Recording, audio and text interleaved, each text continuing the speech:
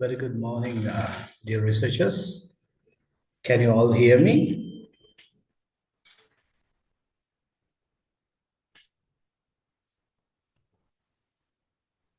Yes, sir, we can hear you. Good morning, sir. Yeah, we can. Good morning. And I wish that you can see my screen as well. Yes, sir. Yes, sir. Perfect.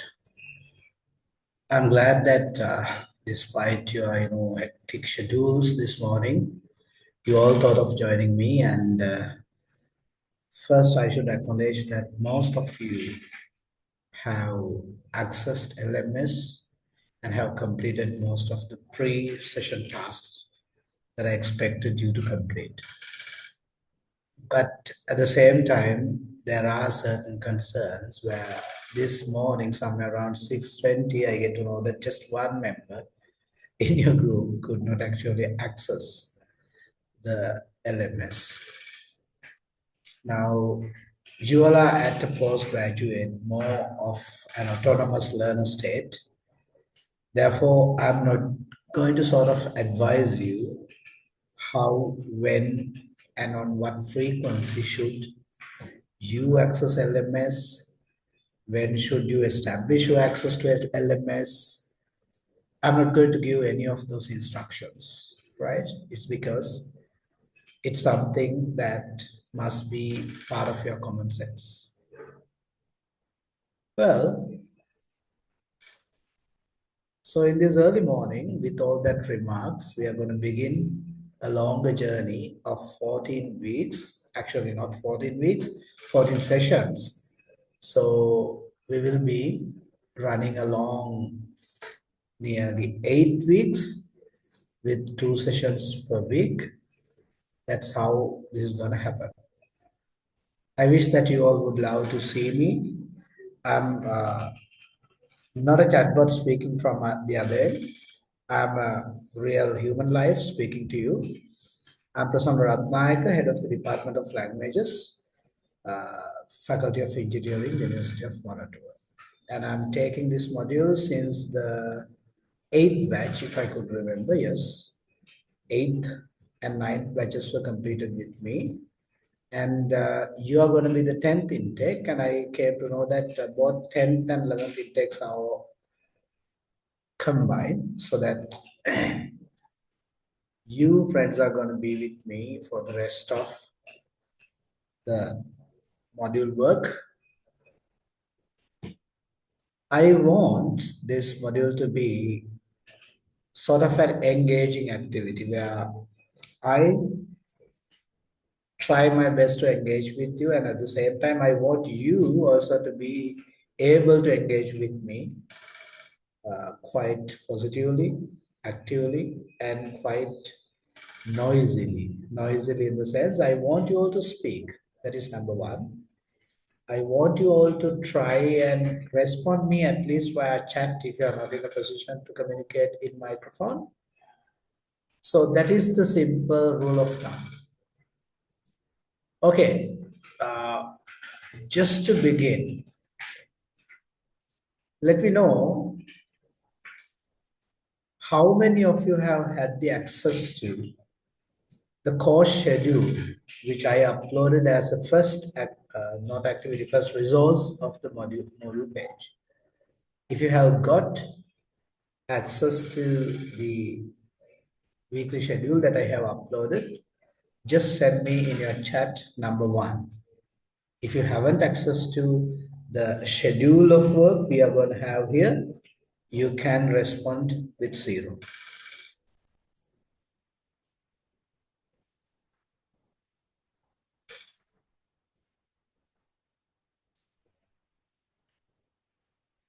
Perfect. And the number of participants expected in the classroom is nearly 80 plus. And 1 or 2 of you happen to personally write me and inform me that since you all are working on Sundays, you cannot join. It's all right. But joining offline with recordings and trying to do things will not work here in this module because we are going to do a lot of work during the session. And the work that we do during the lesson actually counts for your assessment. And it counts for the portfolio that we'll be creating throughout the module. And I will be undertaking your assessment through that portfolio. So we'll be able to see how you at the beginning and how you pass through several stages of our research, communication, exploration, and how and what is your final product. So unlike the other modules which you may be already doing or rather you may have experience with, this module is not assessed by looking at what you finally produce. We actually will be assessing you very smoothly and of course swiftly and giving you enough comfort and ease to function. We'll be actually assessing you throughout the program, which means an everyday activity that we do in the classroom matters. And as the module is going to be assessed by a portfolio, your work, your live work, your reflective work, your feedback and your commentaries, your, everything that you do in the classroom comes into a kind of a collection of artifacts that contributes to your final portfolio. So those who think that they can join via recorded lessons, I advise them to do so, but there is a very little chance for you to complete what? Complete the module without completing online live sessions. So one option maybe for them is to, do a trial with this. And if you could not complete your portfolio, no worries, you can try with the forthcoming measures. It does not mean that I am so rude and, tough and stiff. I'm so flexible and I'm to help you. I'm to help you navigate this research communication pathway. I'm not an expert in any of your fields. I'm just a reader of science, scientific, and technical communication, particularly in the fields of STEM, science, technology, engineering, and mathematics. So my expertise is that, and bringing my expertise in research communication, professional communication, technical, and science and scientific communication, I'm going to assist you with your own research narrative. It's your research that you are going to communicate with the rest of the world. And I am not the person who knows your research. It's you who know your own research. And what I'll be doing is I'll be simply assisting you, or rather showing you off the better practices in research communication, particularly in STEM fields. So this is typically my role. You may have understood by now that my role is quite limited, very narrow. But your role is going to be the biggest because it's you who is going to interact with your supervisor, interact with your peers, interact with your forum members, interact with the symposium attendees, interact with the journals. It's you who is going to do that. And by doing this course, it does not mean that your duty of communicating with the rest is going to be delegated to me. It's not the case.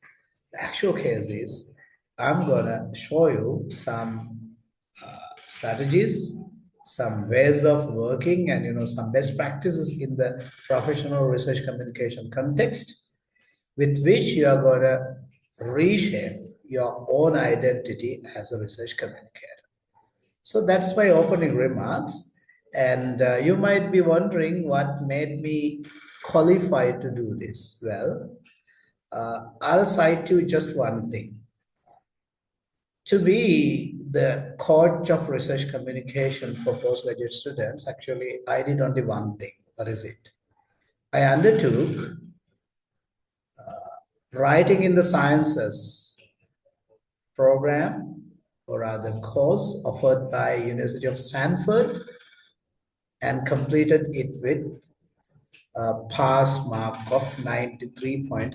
So that is my qualification. And that particular course is actually one of the most up-to-date science communication courses available all worldwide.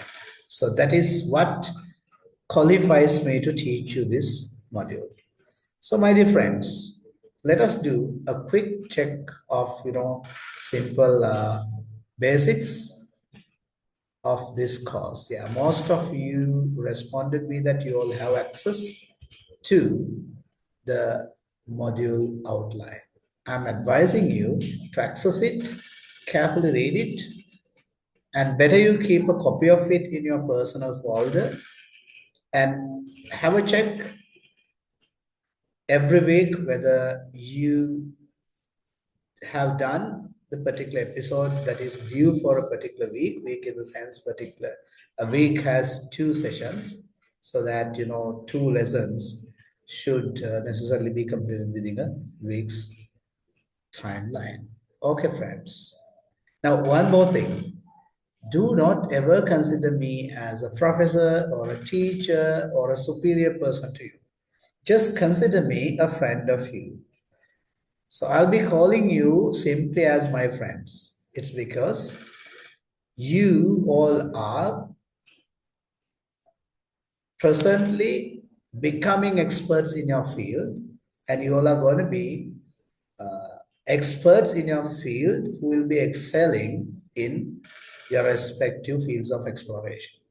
And you come from your own discipline, whereas I'm coming from a different discipline which assists your discipline. So we are peers, we are fellows, and you don't need to call me with very high and respectable terms. You can call me Prasanna or any way that you would love, right? That you would like, and consider me a friend of you who will be with you, who is accessible, who is sensitive, and of course, who is ready to help you all. Would that be all right? How is your recognition, or rather, how do you perceive it? Is it comfortable for you, or rather, is it making you a little awkward? How do you feel it? If somebody can speak frankly from your heart, I would love to hear that voice.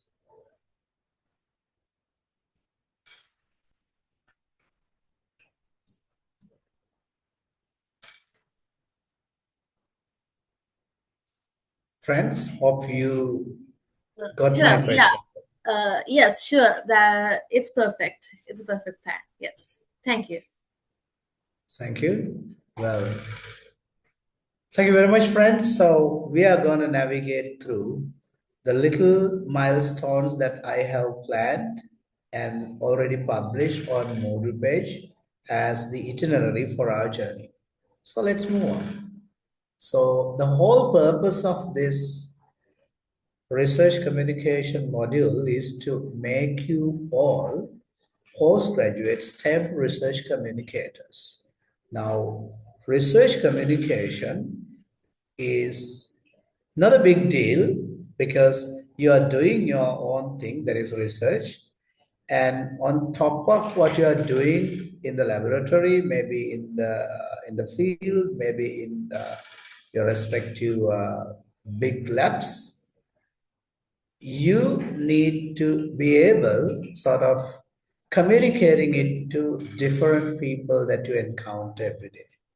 They may include perhaps experts in your field. Say, for example, your peers, maybe the all-stars in your particular field. Say, for example, if you are representing physics, you'll have to communicate with people like Steve Hawkins. Unfortunately, he's no longer living, but your communication should be established from your corner to the very high, what we call high logos in your field, to your fellows. And of course, not only that, but also you should be able to communicate your research to people who are not coming from your field, who may be coming from very meager background, very simple background of science knowledge.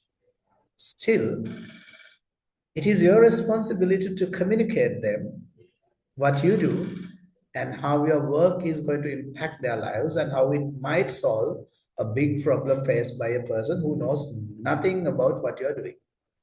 So your communication varies from communicating it to field experts to the novice, very young and very immature people who are very new to your field. So the spectrum of audience is a simple, what we call simple rule of law that governs what your act should be, act of communication should be. Well, all right. So let's move on and see what have we got to do. I need a quick access check. Now, I'm inviting you all to rename your screen name. I don't want you to be named with your grandparents' names or your father's name. Just rename your screen name to the best short name that you would allow me to call you.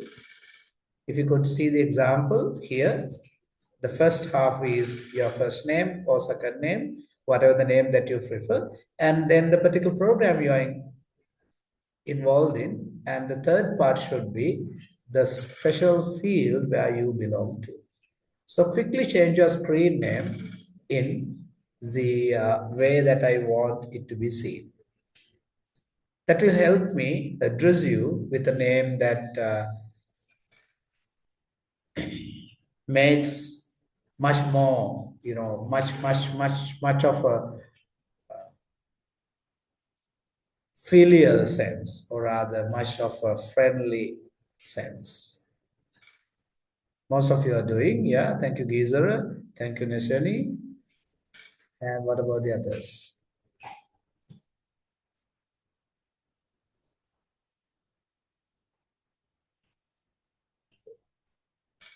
If your field is so long, don't worry. Just, give the first three letters now. If it is chemical and process engineering, you can say CPE. I know those fields, don't worry.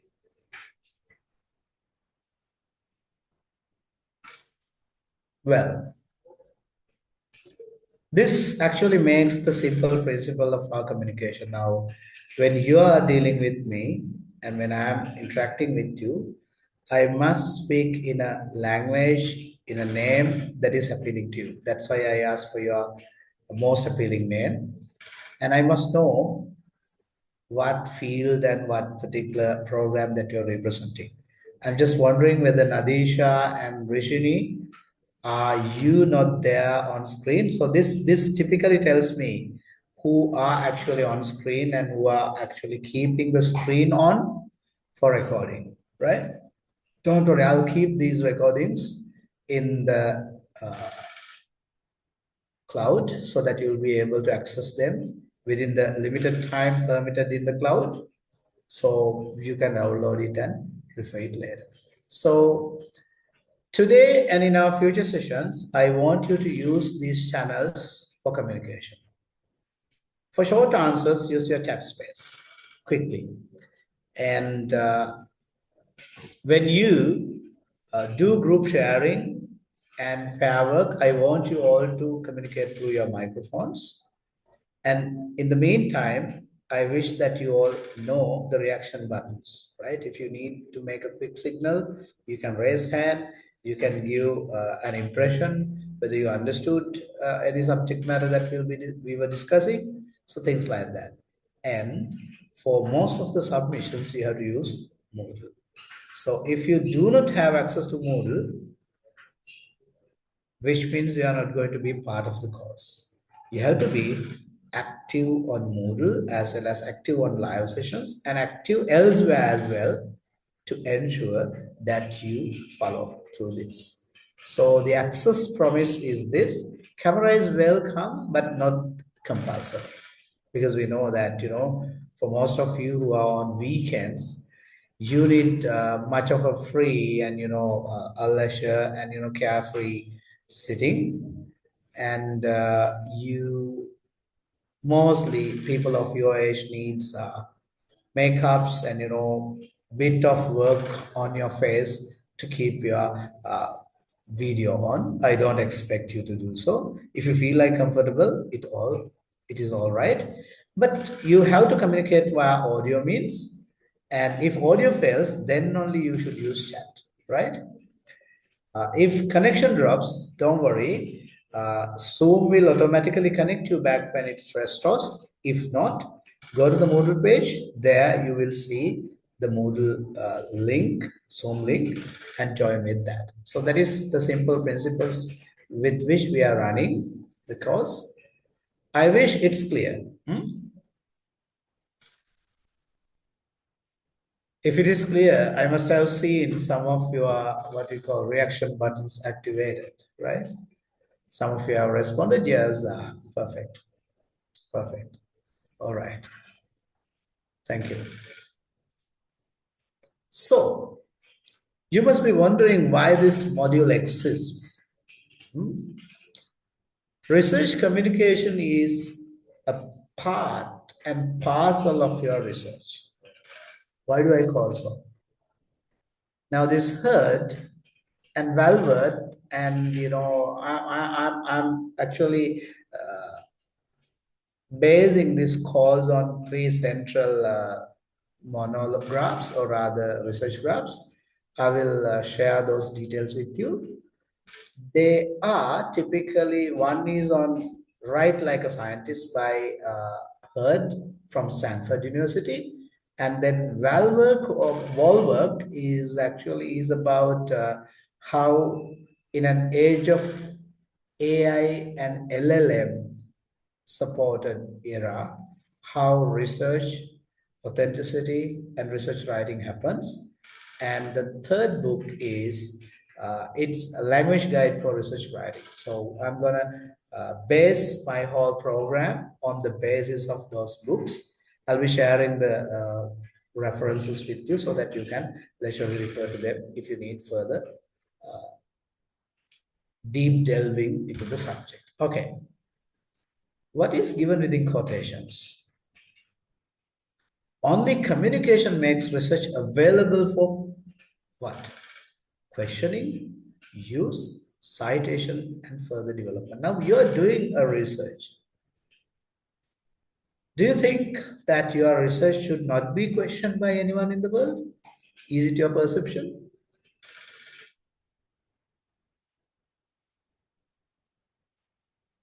Truly, no.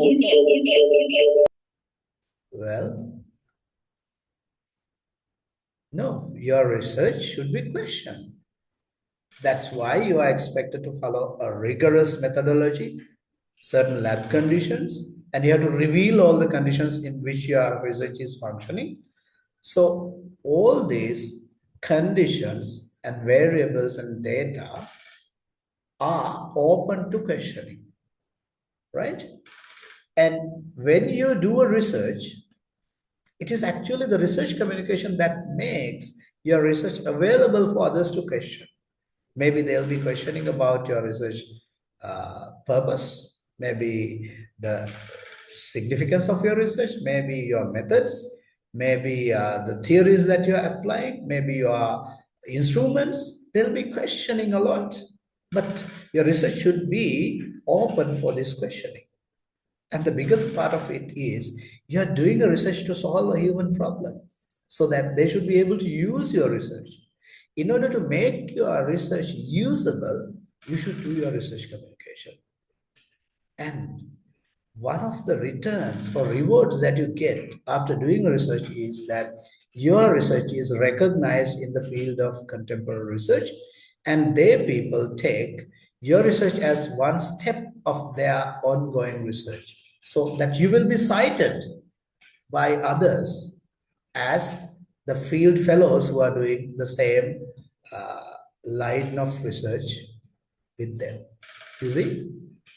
And above all, no one can actually overnight with a single research can do everything, can perfectly solve any problem. You'll be solving a fraction, a split of a big problem, so that the same problem might need several other steps to solve it in a bigger level. So that if your research needs further development, further application, you need to communicate it. So do you see, research makes live, research makes usable, research makes a point of question, research makes rewarded with citation, and research makes a point for further development only when you communicate. Do you agree with me? Imagine that you do your research and you keep it for yourself and you report with your thesis to the FGS, and that's all. Will it work? Is there anything to communicate therein? No. So you have to ensure. That's why this module exists. To ensure that your research is questioned, it is used, it is cited, it's taken for further development, you need to establish research communication. So, throughout this module, GS 5011, it supports you to explain, write, revise, present, and defend your research in English across postgraduate STEM settings. Now, STEM setting is not something new for you because you are already stakeholders of it. But when you communicate with the rest of the world, English is going to be the medium. But I know that all of you do practice English as your what we call medium of instruction, so that I don't expect you to have issues in communicating in English, but communicating your disciplinary thinking, your STEM thinking, your research thinking into something that is understandable, that is comprehensive to your audience is what I'm going to engineer to. So my engineering process involves you have your research story, and through GS 5011 module, what we do is we are helping you to re-engineer your communication of research to appeal it to any audience, any unseen, unforeseen audience at any given moment. If you become capable of convincing them what you are doing and the significance of them and its purpose and all that, that is what we are going to do in this class. So do not identify it as an isolated grammar rules classroom. You won't see any grammar being taught here. I'm sorry. If you expected a grammar teaching here, I'm sorry, I'm not going to do that. Would that be all right?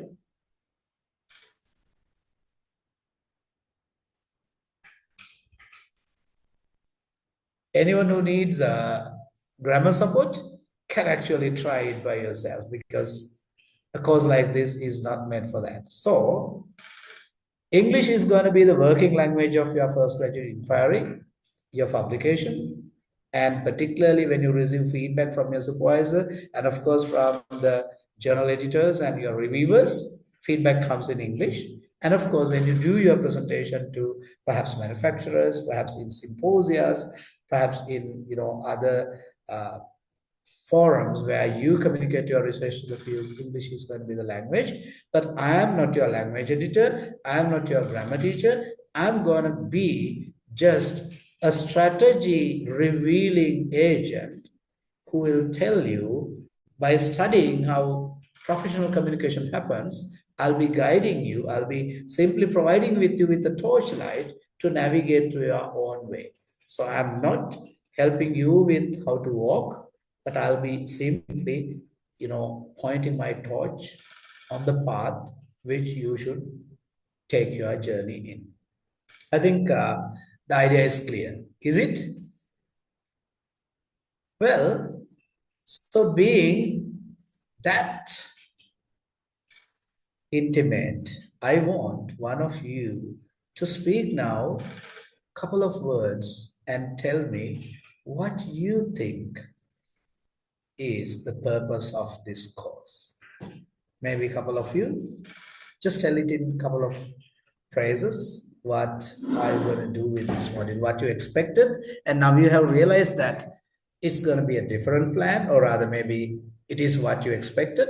Just tell me whether I have disappointed you, or rather whether I have made you a promise which will keep sustaining your motivation.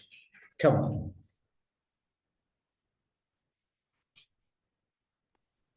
Very good morning to you all.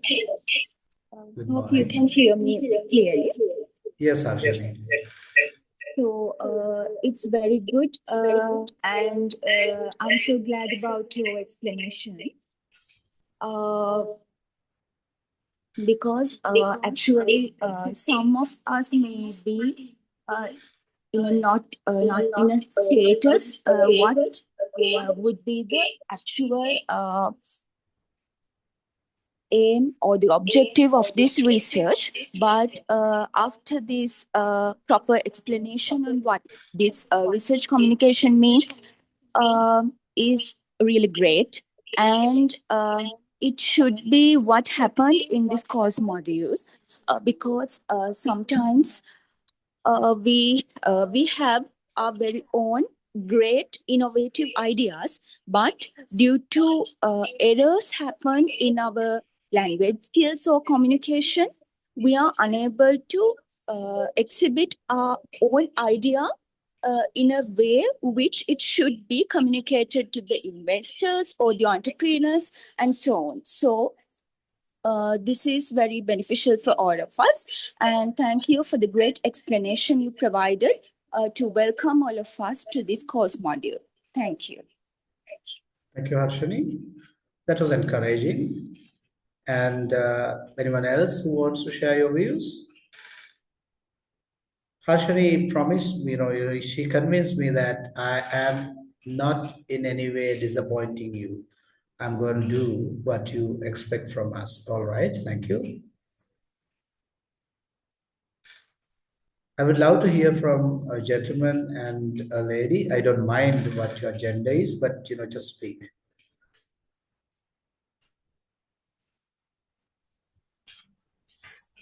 Can I hear from one more? Good morning. I am Akila here. Regarding this module, I think it's very important because academic writing, it ranges from highly technical documentation, right? Maybe your theses, your academic papers, and also just clearly where you communicate your research findings to people who have understand. So that is very important also, like communicating your research, what you did and what you achieved to people who has no specialized knowledge in that particular domain, but it's very important to disseminate the information. So I think my expectation from this module is that I gain the skills necessary to do both those things: highly technical documentation, as well as research dissemination.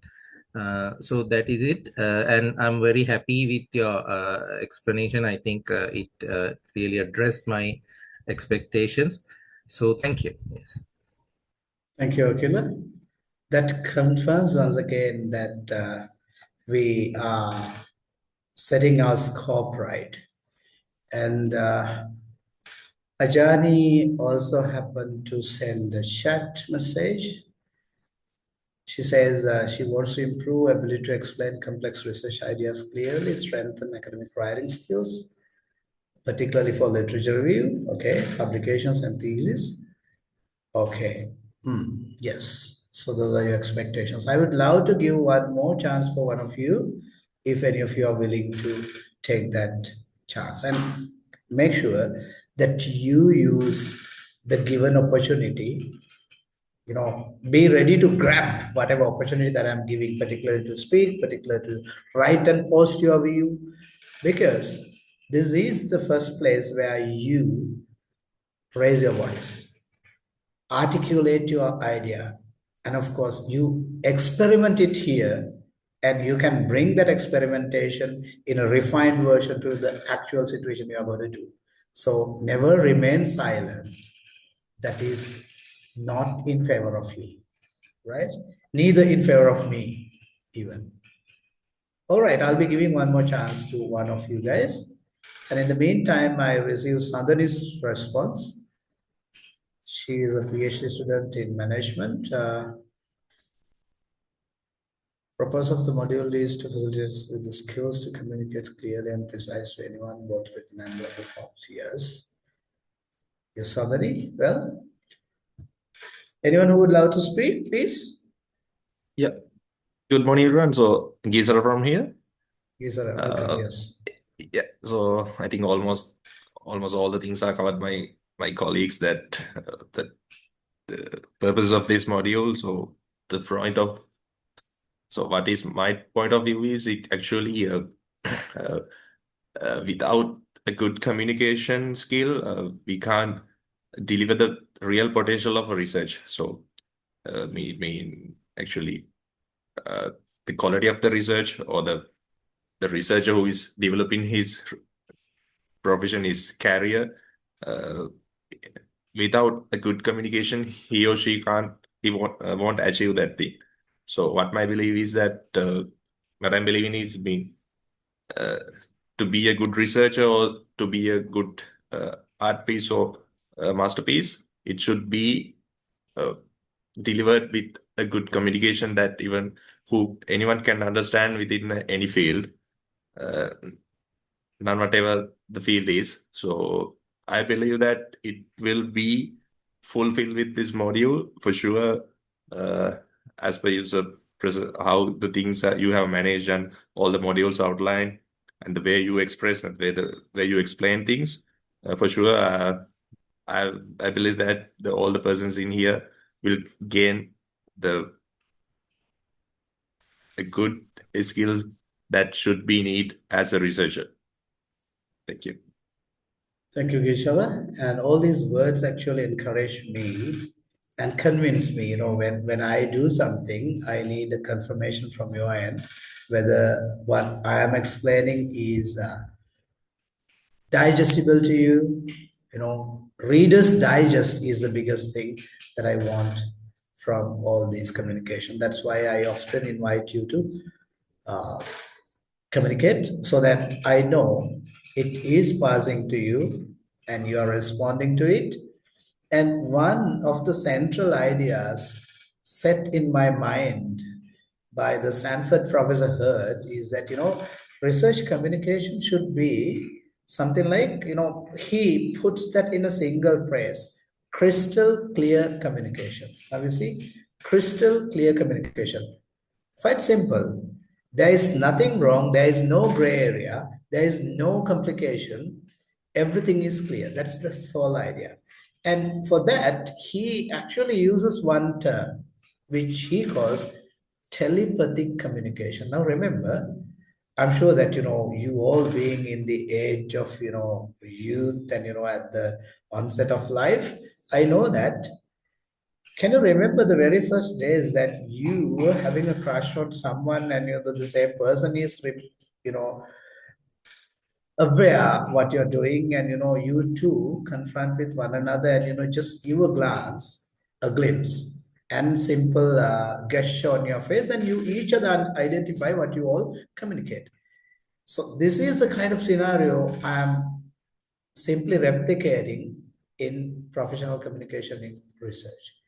Researcher does his what we call mission in the laboratory with variables, with data, with instruments, and with conditions control.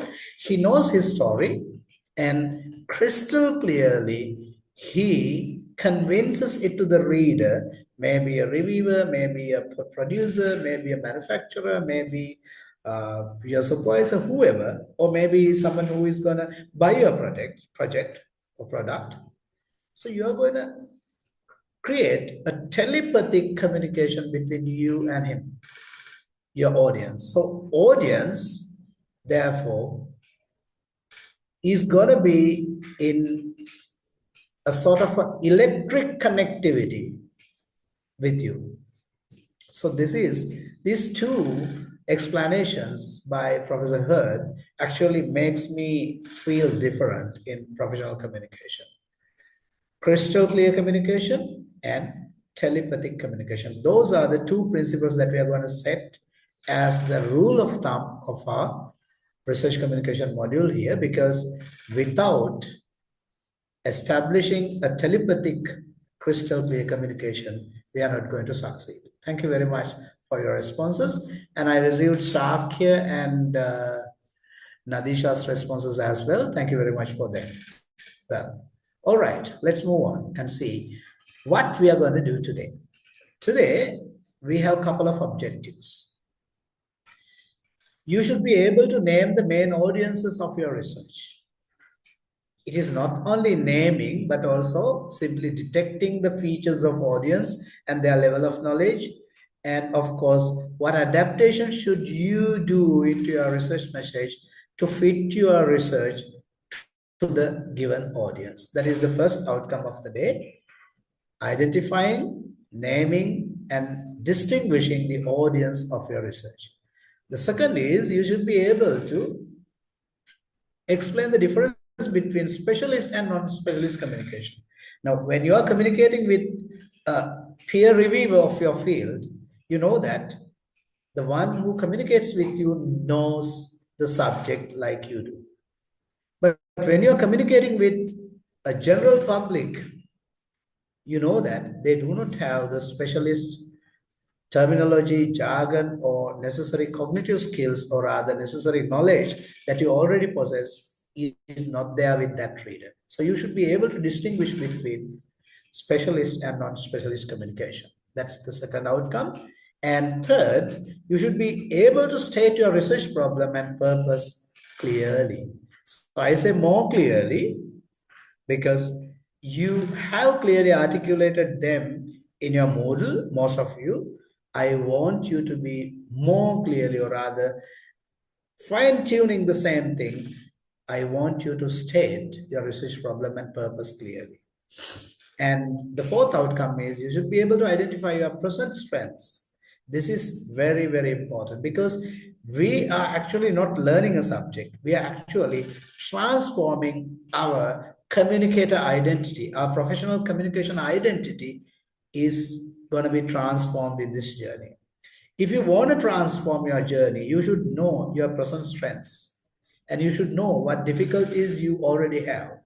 And knowing your strengths and difficulties, then we can overcome the difficulties, strengthen and nurture the strong areas. And of course, we can look at those possibilities and opportunities ahead of us, and we can transform ourselves from someone who knows something to someone who is capable of doing anything. So from wherever you are today, you have to be a universally versatile communicator in research. And in order to make that journey completed, you should be able to identify your present strengths and difficulties. And I'm sorry, you should be able to set one practical communication goal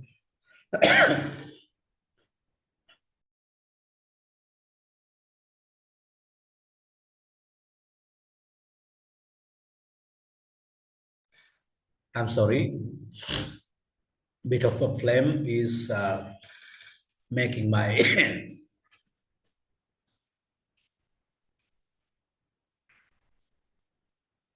well, I wish you understand the circumstance which I'm running on. Okay, all right. So you should be able to finally set one practical communication goal, because we have to set goals every day for every session. And from one milestone to another, we should elevate ourselves. And if you try your ladder elevating yourself step by step, then only you will be shaping yourself as a communicator. So those are our learning outcomes today. Thank you, Shakya, for the response. Yeah.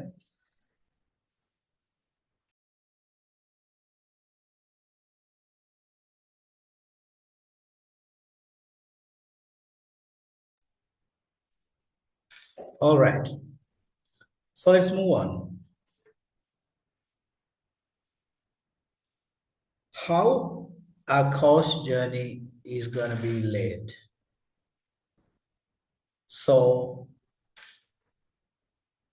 throughout today, starting from today, we'll be meeting for 14 online sessions. These 14 online sessions are connected through these 4 movements. What are they?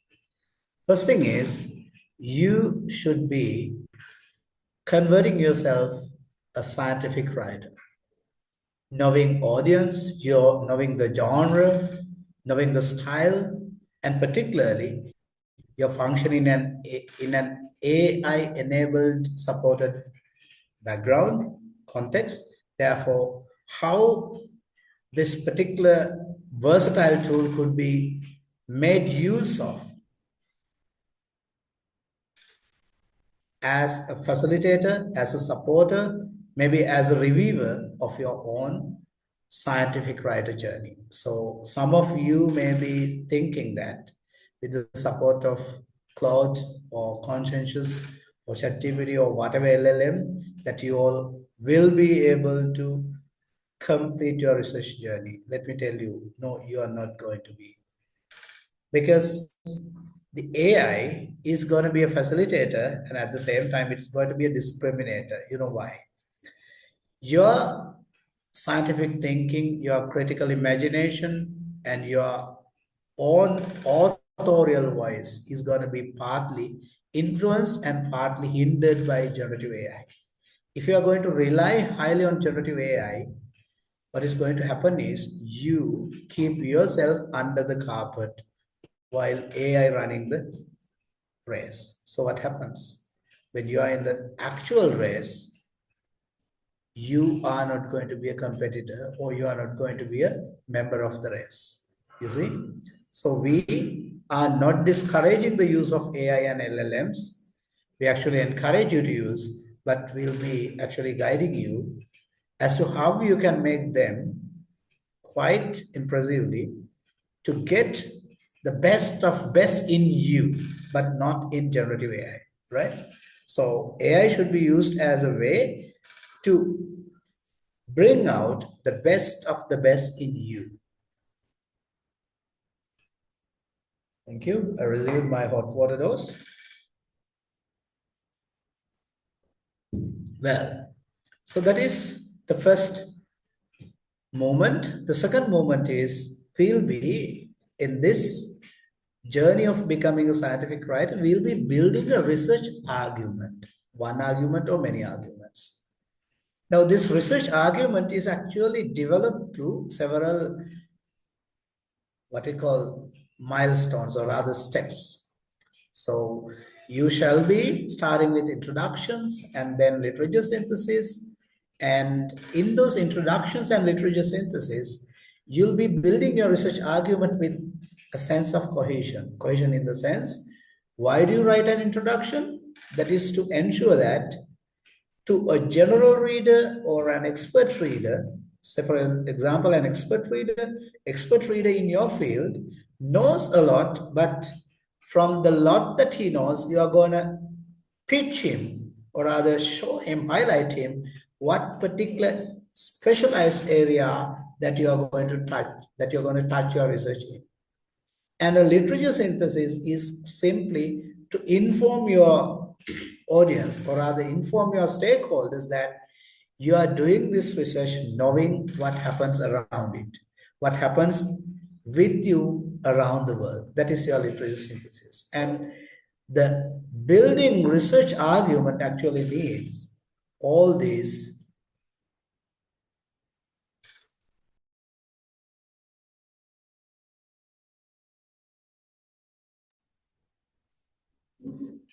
needs cohesion in the sense, what you communicate should be what your reader, what your viewer, what your audience understood. In order to establish this cohesion, building research arguments works as one of the movements. The third movement is communicating the study. What is it? Through the methodology that you use, through the data that you collected, through the results that you bring in, and with the discussion, which is directly linked to your literature and the rest of the literature that you reviewed, and putting the whole idea into a gist of abstract, that is communicating the study. So you do something and you have your own story and you tell that story through methods, results, and discussion, and through your abstract. Now you might be now little by little navigating that this is a very organized journey. Identifying an audience, genre, style, and how AI can assist you. And then you build up the introduction and you navigate through what other researchers are doing and where the void of research exists. And you ensure there is a cohesion of what you're going to do is going to fill a research gap. Or yes, that is building research argument. And then with what you have done in your research, in your lab, in your product development process, or whatever you do, with the accepted, very what we call replicable method, with your results, you are going to communicate it to the rest of the society. And finally, the most important thing is when you pitch your research into your audience, it needs revision. Revision in the sense, you may have done your research to the best of its perfection. But if you cannot clearly articulate your methodology in a crystal clear explanation that the quarter one journal editor can understand, you fail there, right? So you need to revise your writing, revise your presentations, revise your abstract, revise your sections of scientific writing in different episodes. Maybe with your supervisor, maybe with your peers, maybe with your field experts, you see? So these 4 movements are going to actually sharpen your research communication journey. So let me name them. You are becoming a scientific writer. How? You can note it there. And you'll be building up a research argument and you'll be communicating the research, and you are throughout 24/7, in every minute, you are ready to revise your own research idea and your plot and story, and you are going to disseminate it to the audience with much and improved clarity. Did you get what I told in this course journey? Is it clear?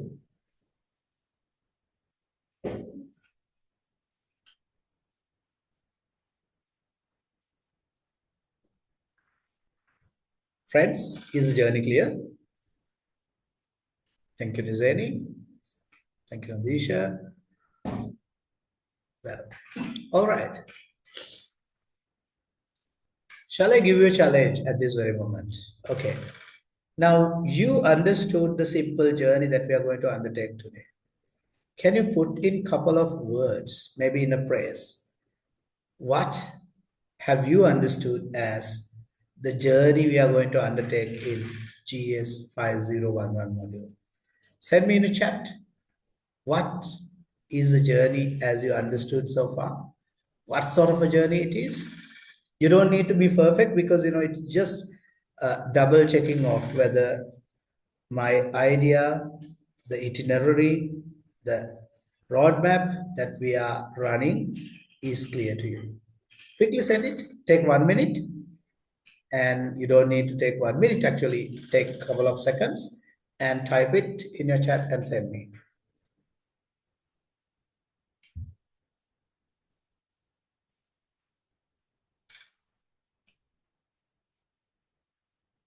Yes, Shakir. Yes, Lazini.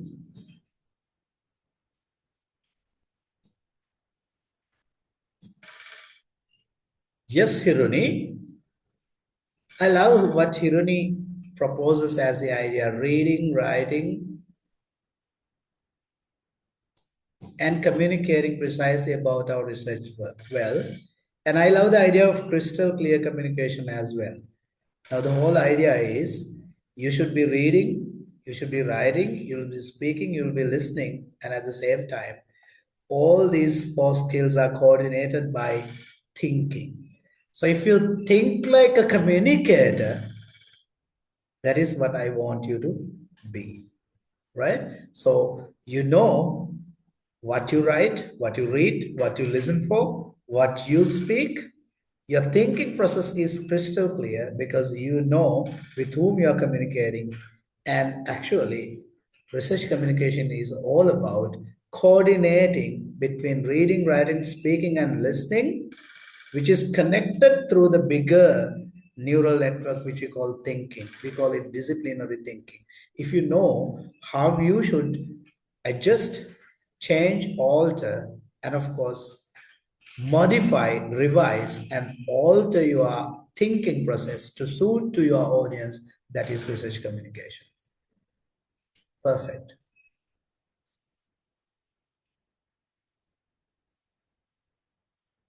Thank you very much. Well, your responses are encouraging.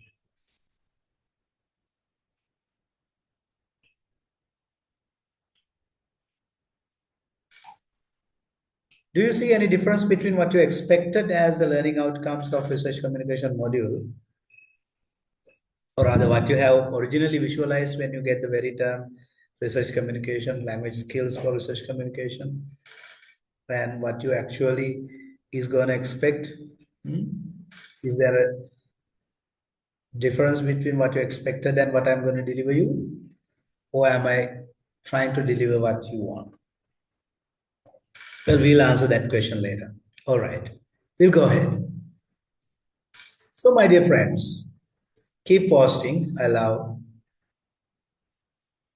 reading your responses. Well, perfect. Let's move on. Today's 3-hour rhythm will go on with 2 breakout room activities and of course bit of a discussion. You don't need to worry about this what you call the agenda, right? Agendas are there, but we have a bigger agenda, that is to become a communicator in your research. Okay, now stop responding to the earlier question. Right now, none of you are going to type anything on your chat, right? We are going to see a chat waterfall, right? Stop pressing the enter button. You can keep on typing. The question is, what research communication task brought you to GS 5011? What research task actually lead you to come here, or rather, where? Is it in proposal? Is it in thesis chapter? Is it journal paper? Is it literature review? Is it presentation? Supervisor meeting? Viva? Poster? What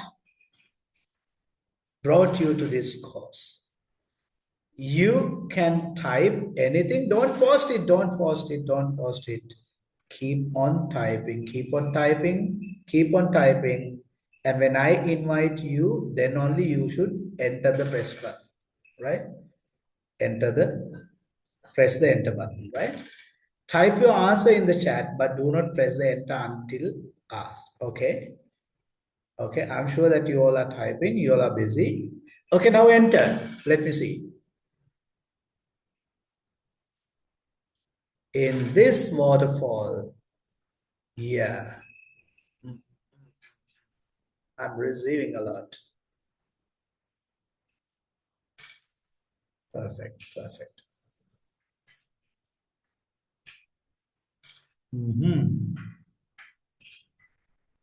Starting from entire PhD journey to literature review to supervisor meeting, defense, presentation, literature review, synthesis, proposal, journal paper, wow, writing.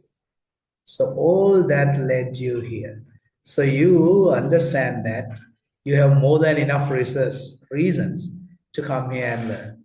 So never lose that chance of coming here. Feel free with me and just brainstorm these ideas, do the task that we are going to do, and communicate with each other. All right. Thank you very much.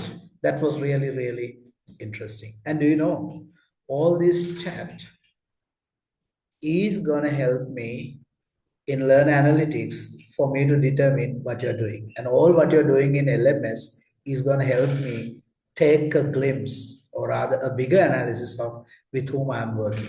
And I'm proud to work with, the region's leading STEM university and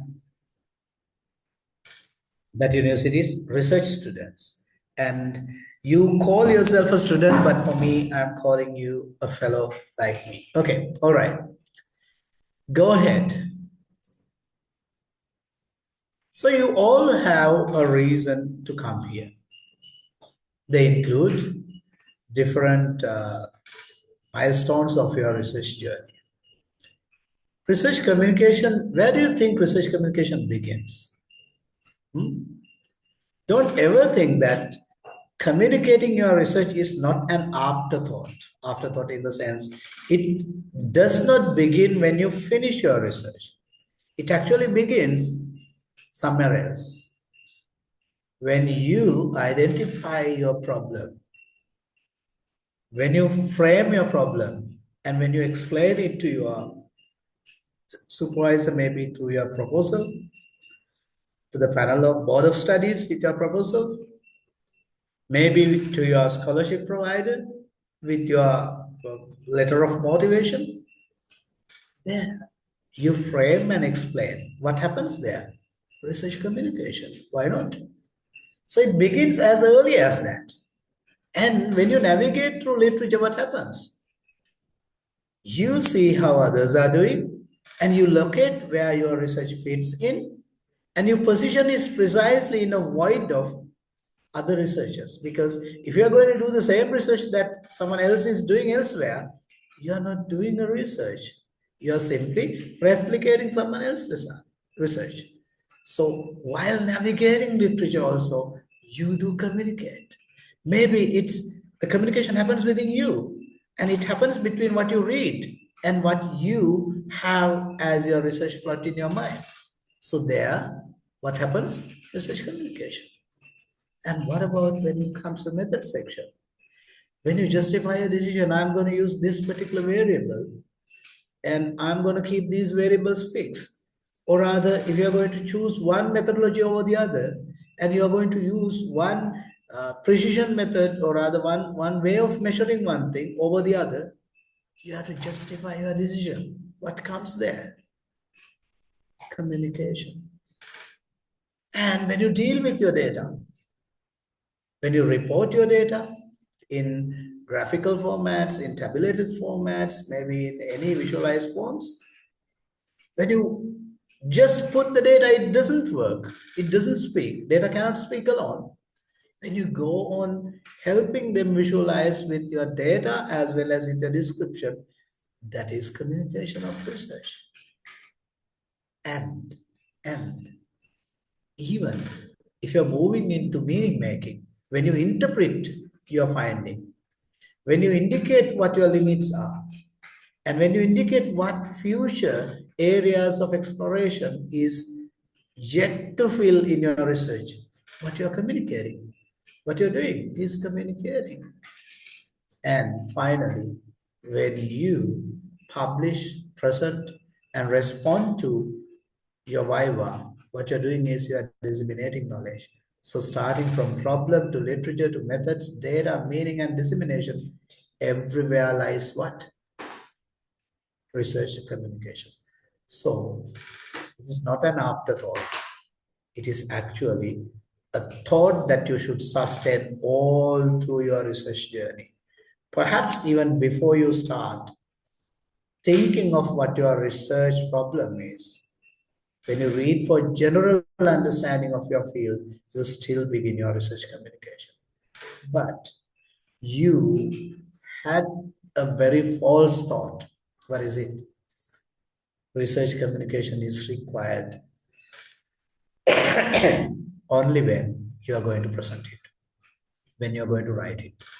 If you think it is the point where it starts, what happens is you are going to find it difficult. But if you are going to practice it throughout the entire journey of research, throughout every episode of your research, you're going to make it what? Easy as ABC. Do you agree with me?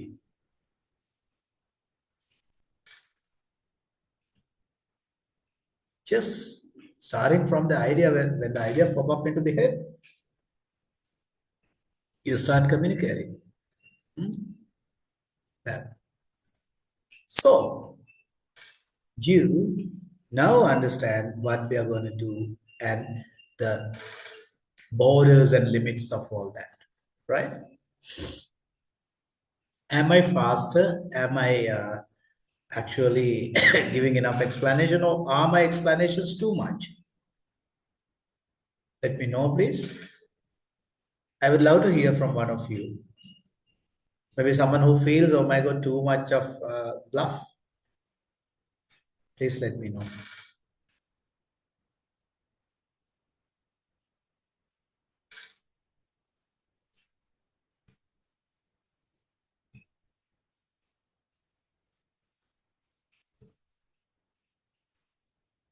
Well, it seems for the time being things are working, right? But whenever you feel like it needs maybe slowing down, maybe cutting down, right? Let me know, right? Let me know. Yes. And it is perfectly with you. The whole right stands with you. Not any right is reserved. You have the right to stop me, question me, support me, because if I am going to speak throughout, what happens is I'm simply preaching. But if you are going to share our shared experience, it's going to be a wonderful platform where everyone learns. We'll come to that, right? Perfect. All right, let's move on. So you understood that from the point of formulating problems, through reading sources, through discussion of your methods, when you report data and respond to critique, everywhere, the research communication happens. Can you guess where it is urgent for you? Now, maybe you are in any of these stages. Where do you think it is urgent in your own context?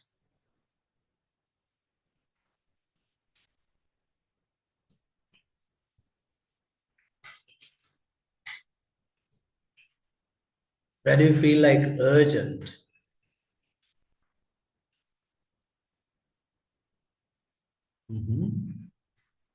Akila finds it urgent in methods. Hiruni knows that it's from the beginning. Okay, all right. Shakya finds it to the entire journey. Yes, Sri Lanka in the problem, frame and explain. Okay.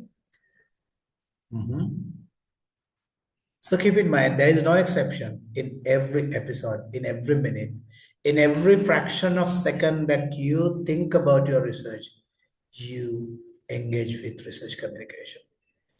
When you feel like one aspect of your research is not clear to you, you read it again, you try to write it again, you try to try it through a visual diagram. Maybe you're going to put it into a visualization. Everywhere you do research communication. So you are a performing artist doing a research and trying to communicate in each episode. If you are doing this from the very beginning, if you are doing the research, if you are narrating your research from one step to the other, if you start communicate, or rather if you try to control your thinking process while you're reading, writing, listening, and speaking, then you begin your research communication journey. Good. All right. All good for now. Well, we are going to have a live poll. So the question is, this is not at which point does research communication begin? The question is clear and answer is clear. Everyone knows, right? You have done it, no worries. Well, now we are coming to the first point. What is it? every research message has a reader.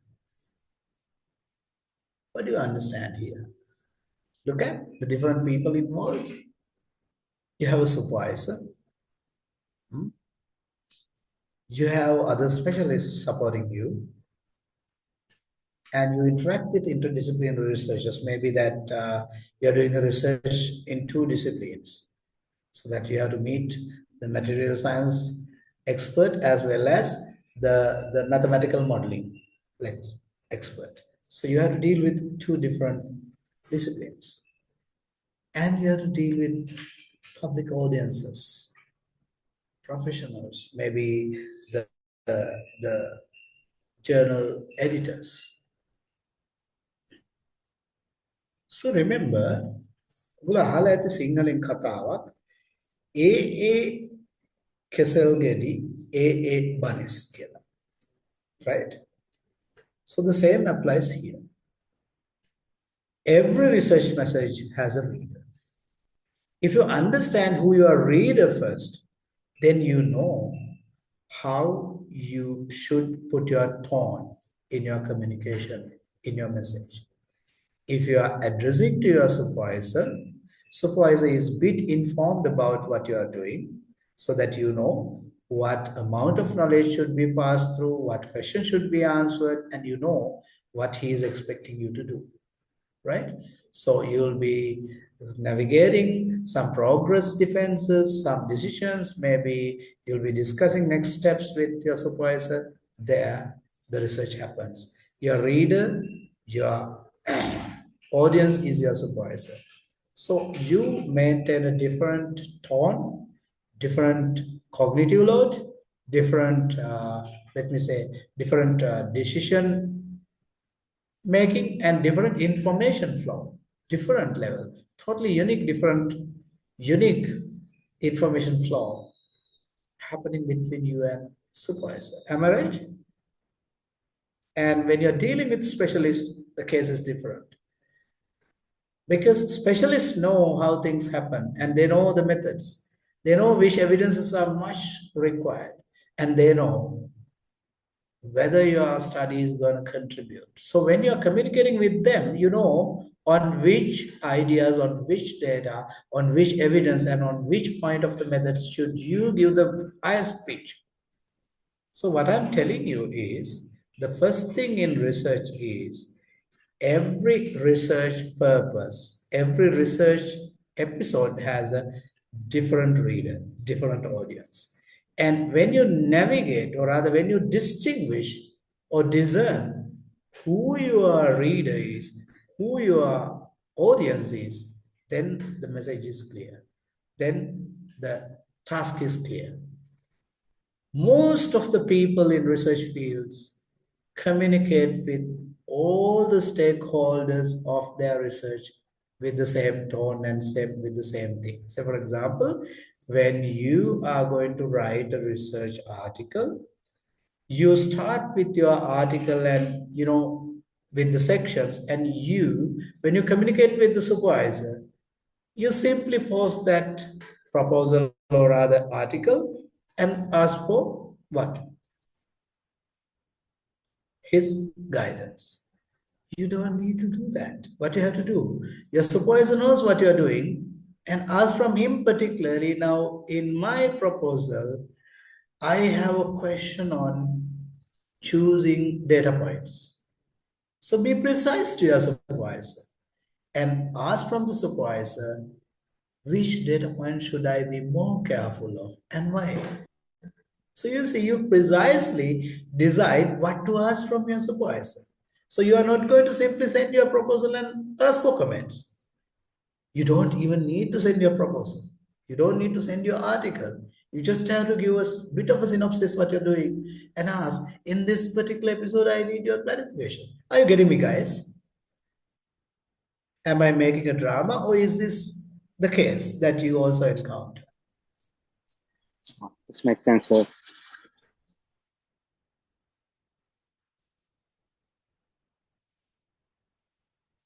It makes sense. Am I right? Yes, exactly. So, my dear friends, The first secret here in professional research communication is know your audience, to whom you are speaking, right? To whom you're writing. And when you know to whom you're writing, that gives the answer, what should you expect from him or her? What you expect that particular person to know about what you're doing and what you expect in return from him. So your research communication begins there when you clearly detect your reader, when you clearly detect your audience, there where the research communication begins, right? You know, person who knows nothing about your research may need some background. A person who is going to use your product might only have the question with him. You have to talk to him, not with your laboratory language, not with your theoretical language, but you have to speak with your customer or client, or rather your product buyer. You have to speak his language. His problem, this is my solution, this is how it supports your pocket, and this is how it's going to solve your problem. You see? So your detecting of audience, your reader, makes the first step right. Clear communication begins when you ask, what does this reader need in order to understand and judge the work? You have a work in your mind, and you know what does this reader, which you are writing right at the moment, what he needs to know to understand your project. That is the first question that you should begin your research journey. So let me invite you to visit back the Moodle page, and on the bottom of it, somewhere in the bottom, you will see that I have uploaded the breakout activity detail sheet and worksheet separately. I'm inviting all of you to download both. You need to know the detail sheet, and at the same time, you need to have your activity sheet as well. Now, one thing, as I told you at the beginning, this journey begins with a portfolio. So from first day, with your own understanding, what you have done on Moodle page records your original standing. And what you're doing today stands where you are on the first day. And remember, these worksheets, these deed sheets, understanding, and your submissions are all going to be evidences that you gather in your portfolio, or rather, they are the artifacts that sustain your portfolio. And with that, I'm going to assess you all. I'm not going to assess the product, but I'm going to assess the process which you create the product. So it is easy and crystal clear. Quickly get the detail sheet downloads and of course the worksheets downloads. Worksheets are given in Word format so that you all can use it with each other. Now, when you're placed in breakout group session, I invite you, the 3 or 4 of your group, to have the worksheet as a Google sheet, because then all 3 of you can work from each end. You see? And when you fill it up as a Google sheet, then you can download it and bring it. And as a group, you can upload it back to the submission pane, which I have created. It is not the case right now. The idea is clear. What is it? You need to download the worksheet separately. And when you get into the breakout activity, you need to do it on shared Google worksheet or whatever shared platform you're going to work in. So all members of the group are working on the same worksheet. So I'll be reading one worksheet from one book. Got it? Get ready for the breakout room activity. If you have downloaded, we are going to map something. My research communication map. You know what your research is. And you know to whom it's going to be beneficial. And you know with whom you have to deal with. It's you who know, right? So, as you can see on screen, we are going to spend about 15 to 20 minutes on this. And I want you all to be in groups of 3 or 4, right? So there are 4 tasks that you have to achieve. What are they? Name 3 audiences for your research. So you have to identify 3 different audiences. State what each audience needs from you. And then identify one difficulty for each audience. Now, individuals may have different difficulties, but as a group, you have to navigate what is your collective difficulty. And fourth, choose one insight to share in the main group. So you should be bringing one insight in your diagnosis of audience and your difficulties. Use the shared worksheet. If your connection is weak, type your answer in the breakout chat, but I do not like that. Use your worksheet with a shared worksheet on Google or elsewhere. Have you guys got the breakout room activity? Is it clear? Can we go for that? So your worksheet would be something like this, right? You don't need to write everything in, perfect sentences. Use short phrases to fill them, right? So you identify a piece of audience, as you see on the leftmost corner, and on top of the given examples, or rather maybe you can choose one which is not given there. You might identify a different audience. And what do they need for you to understand for them to understand your research, your idea? What makes that part difficult? And can you give us an example situation? So with that discussion, you have to bring me back what? You have to bring a group input to the classroom. Well, time counts on. Tell me whether you have downloaded your worksheets there and whether you have got your breakout activity 1 details ready. If you are done with it, just say yes or thumbs up so that I know that we can move on to the breakout room activity.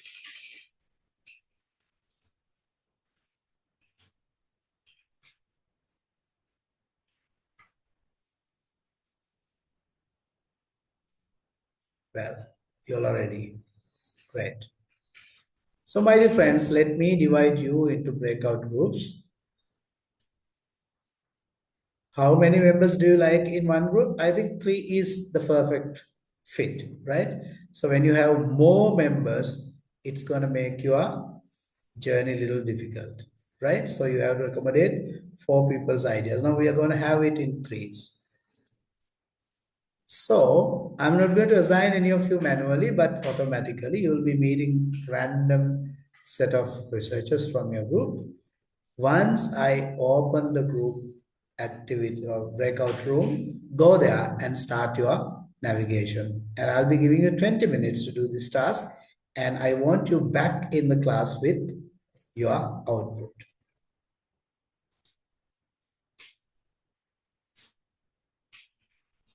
Well, Mahesh, don't worry. If you are with a limited access, the best thing is to be in touch with your group. The others will, at least one member in the group can download it. Then they can share it on Google worksheet mode and you can discuss it, right?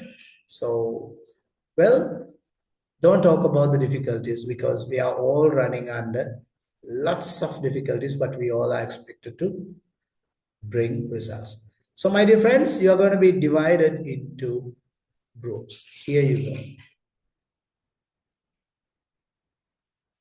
I'm opening all the groups. Just join your group and start your work.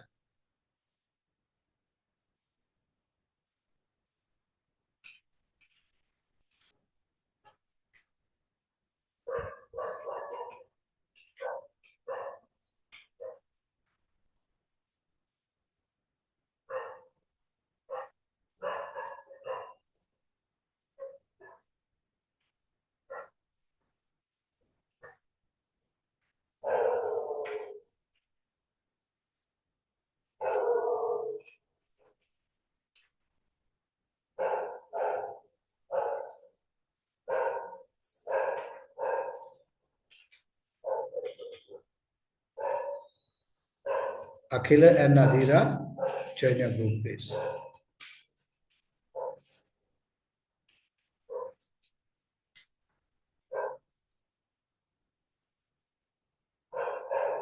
Nadira, are you there? Or is it your computer recording the whole thing? Tushara? Tarsha? What was your group, Tarsha? You missed your connection, right? You went back, okay? Nadira's case is seemingly that you are set your computer to record it and you are not there. Am I right, Nadira? If you're there, I'll connect you to the room.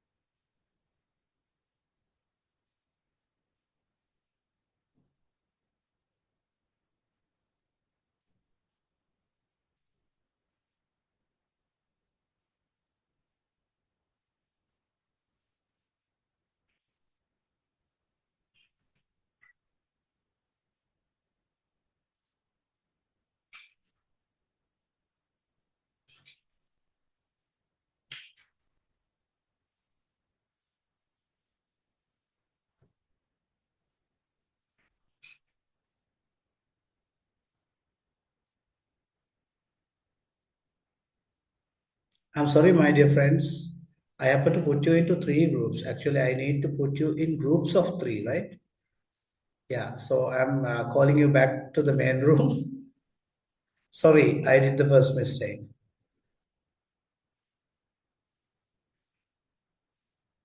I want everyone to be back on main room.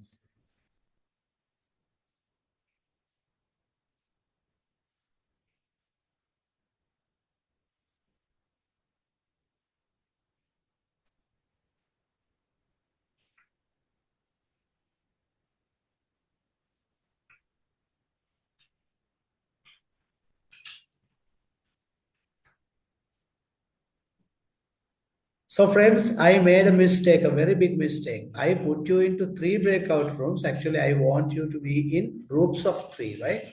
So that's why I called you back. It's all right. The first mistake came from your teacher, right? And I found in the meantime that there is one lady who is actually keeping her recording on and is not around the computer to do live activities. This is all right. I know you all are with busy schedules. Pardon me for the mistake I've done at the onset.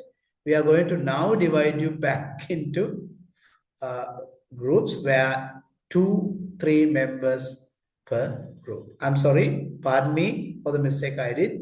Let's recreate. Now go and be in your groups.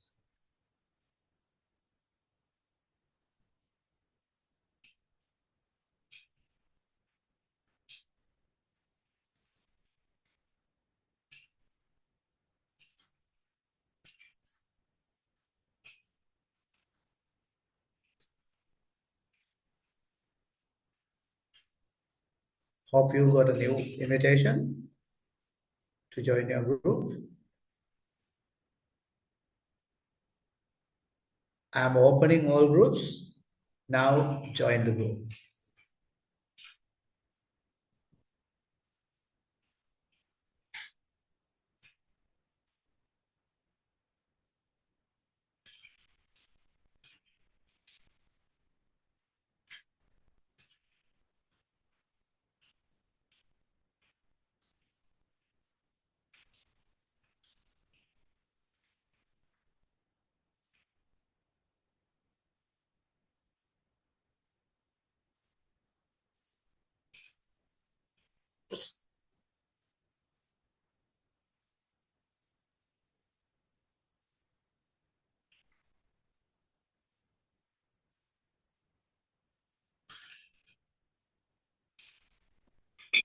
Hello. Yes, Arshani. Can you please admit me to the same group because I've joined from both my phone and the laptop because this MacBook All right, do not all right. allow me to speak. That's why. All right. So you were in I group have number joined 7. to the rooms 8, I hope. It seems you are from 7, right? Sorry? You're Harshali, right? Yeah. Harshali, yes, you are in group number 8. All right. Yeah.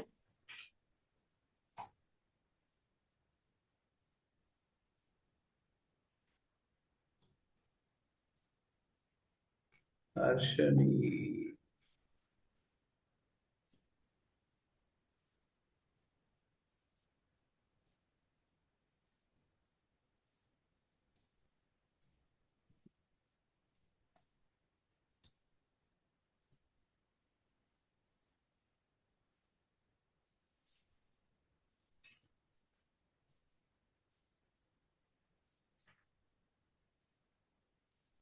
Now join. Okay, thank you. Kiran, what happened to you? So I just logged out and I'm going back to the room now. Can you go or should I give you? Yes, sir. I think I need access. Well, Hiran, can you remember which group you were in? Group number 3. All right.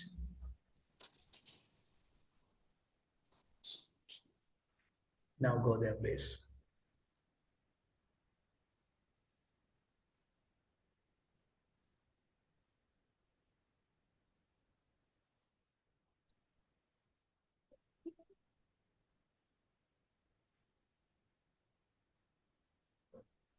Hiran, hope you got your invitation. Not yet, sir.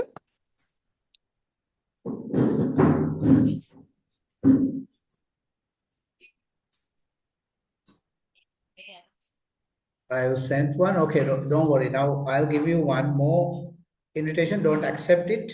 Then after that, I'll give a second invitation.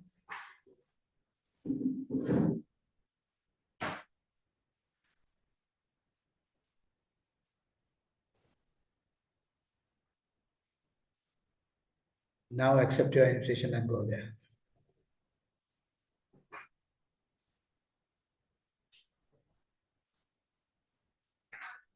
Deshika, what happened to you? There is no one in the my room and I leave What was your group? group number 14. 14. Okay, there are members. They are Deshika. You are the only one, right? Yes. So shall I drop you into a different room, please? Okay, now accept and go to a different room. Okay.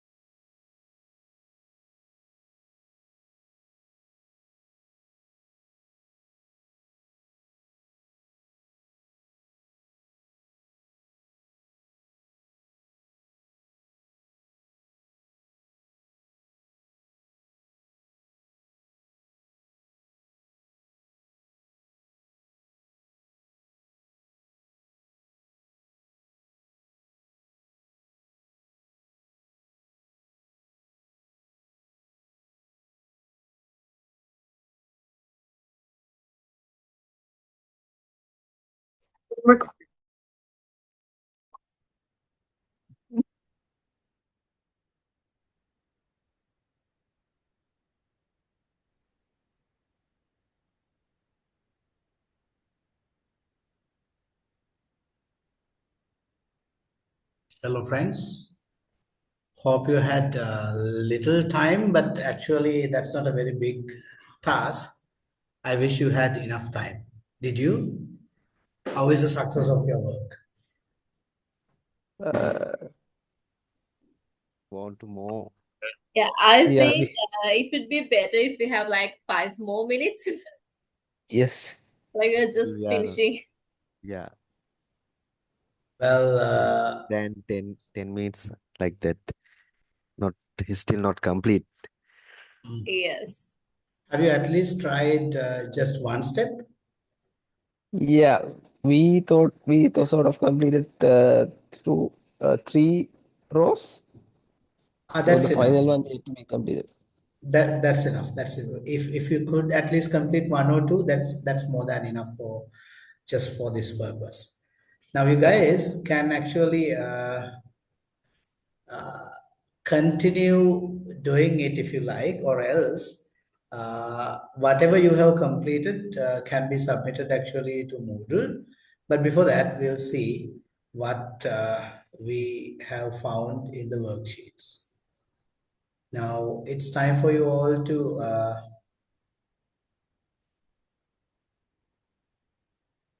if I do allow you to share your screens from each group, or rather at least from a couple of groups, can I see some of you share what your findings are? Shall we start with the first group?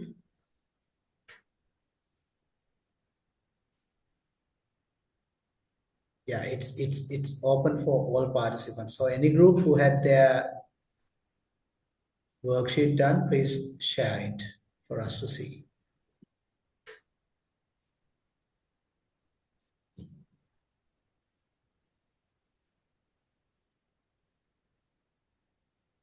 Well, can you scroll up a little? Perfect. Specialist reader, supervisor. Okay, what is the third one you were trying?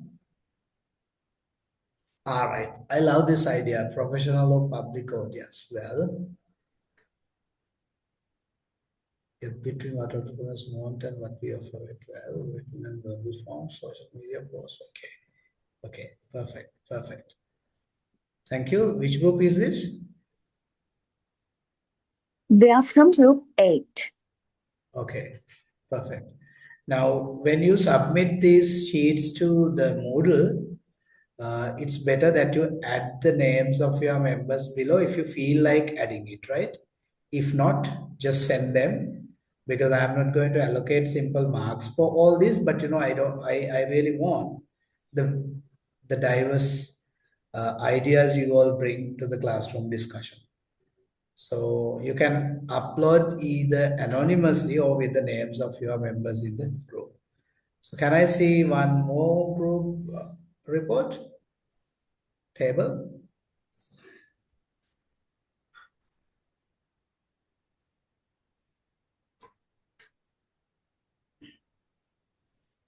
Yes, Akash, you raised hand. May I know what is the point with you?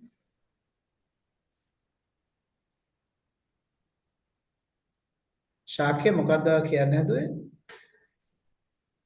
All right, all right, all right, all right.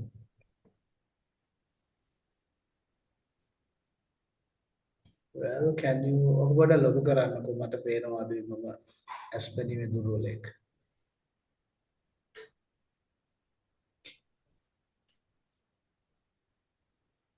Can you enlarge the font size? Or rather, document viewing size? Shakya, please share it.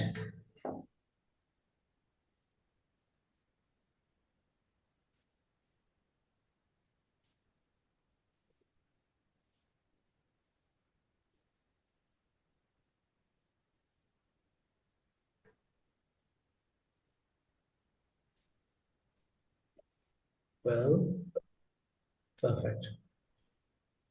Can you go a little down? Well, all right, all right. You couldn't find the main insight of the group, right?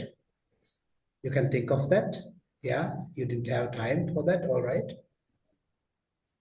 Perfect. All right, you can complete the rest and upload it with or without the names of the members of the group. One more group, please share.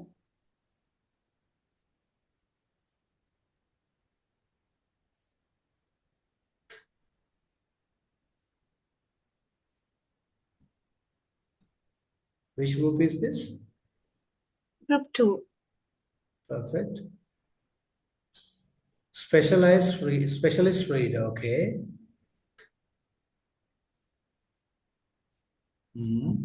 This is actually group 5. Right, okay.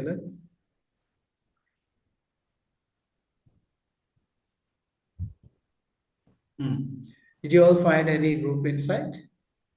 Yeah.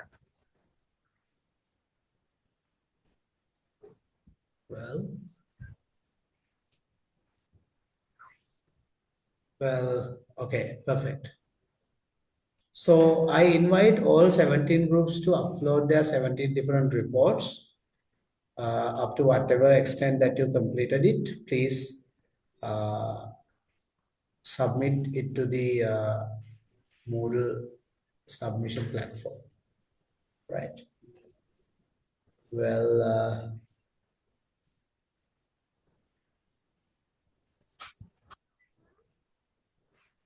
let me share my presentation. Yes.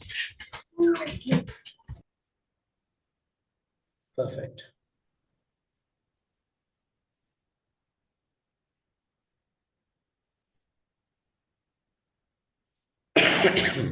All right. So let's look at what did we notice. Now, one of the common patterns that you all might have noticed in your discussion could be now specialist wants precision and evidence. Am I right? Specialists do know your subject. They know the basic details. They know the scope and your way of doing it.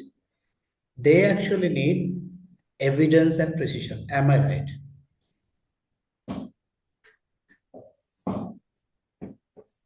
What is your understanding when it comes to the specialists?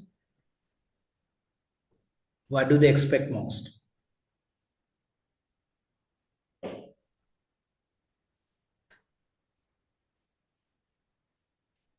Perfect.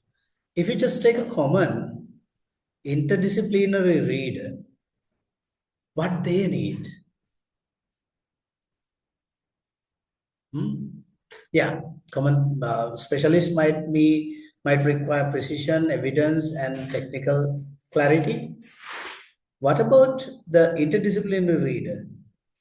Actually, they need explanations on terms, definitions, context, why this particular research matters.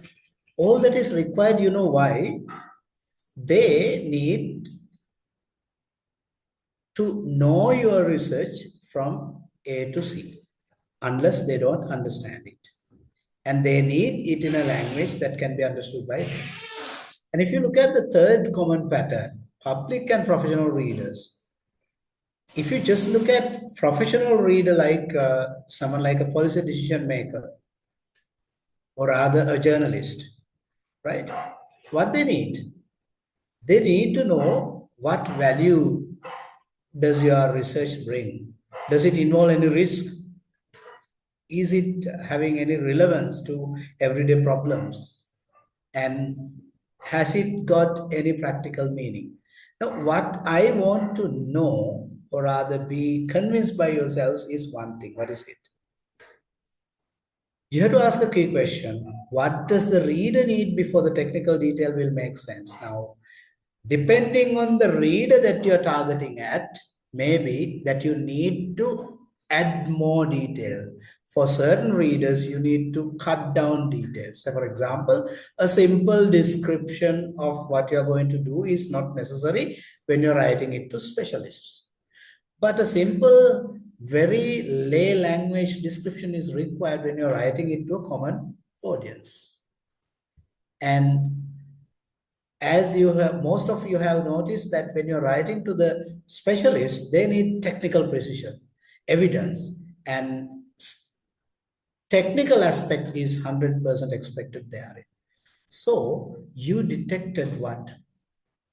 Your story, what you write there, in what weight, in what, let me say, in what length and cognitive load is determined by looking at what?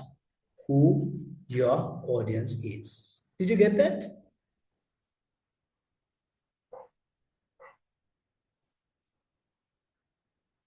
Do you agree with my common pattern identifications? Yes. Anything else that you all need to add? Any other common pattern did you guys notice?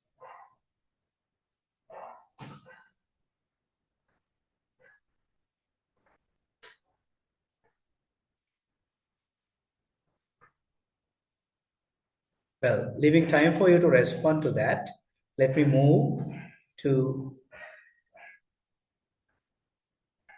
learn a lesson for us to learn, right? Now, when you're writing something, here I am for giving you a framework. This is how to write a clear research message. Just look at, use it for writing, speaking, even in slides, and even in your supervisor conversations. What is it? Detect audience, which means who needs to understand what. If it is a presentation, see who the audience is. If it is a 3-minute thesis, you understand that it's going to be assessed by a panel of experts. So you know the audience. Audience is actually the first, or rather the first gear of the entire set of gearbox. First wheel is audience. The second wheel is actually purpose. Why are they receiving your research, or rather your presentation, or your response, or your proposal? So question from yourself, why, the purpose, and then message. In message, you have to question what is the central point. You don't need to beat around the bush. ඔක්කොම දේවල් දීලා ඔක්කොම ප්‍රශ්න අහන්නේ නෑ. ඔයා අදාළ කෙනකින් අහන්නේ එක ප්‍රශ්නයක්. එහෙම නැත්නම් ප්‍රධාන කාරණයක්. For which you have to typically ask what is the central point. And in order to suffice them understanding, or rather in order to make your audience understand what you present, see whether you have bring a good proof of detail data into the message, right? And then the genre and medium. Now, when you are dealing with your supervisor, you know in which better way that you can communicate with him. Maybe more supervisors do like face-to-face interaction, right? But some of them like you to send your concern first with what have you done, and then a face-to-face interaction. Maybe another supervisor might like you to not to talk anything further, just drop a WhatsApp message asking what you want.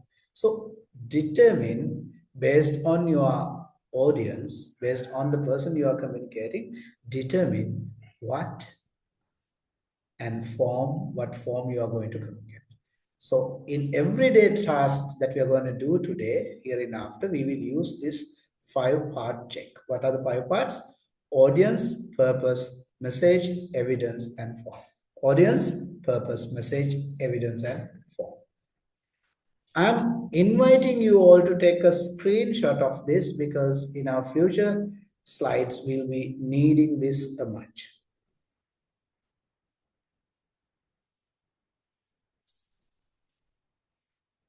We have exactly 1 hour to go, right? Let's quickly move. Have you all taken your screenshot? I wish yes. Now, friends, at the end of the day, when I'm done with the lecture. I'll be uploading the slides in PDF format. I'll add just below your meeting link in the Moodle page, I'll add a folder where PowerPoint slides go, right? Don't call me Professor Dimuthu. I'm Prasanna. I've just joined the lecture due to the power cut. How can I join in a group? Now, the previous group work is done. Dimuthu, don't worry. We'll get you involved in future group works. All right. Well, let's go ahead. Now, we are going to look at an explanation of how different openings, how one study and its opening line changes depending on the reader, depending on the audience.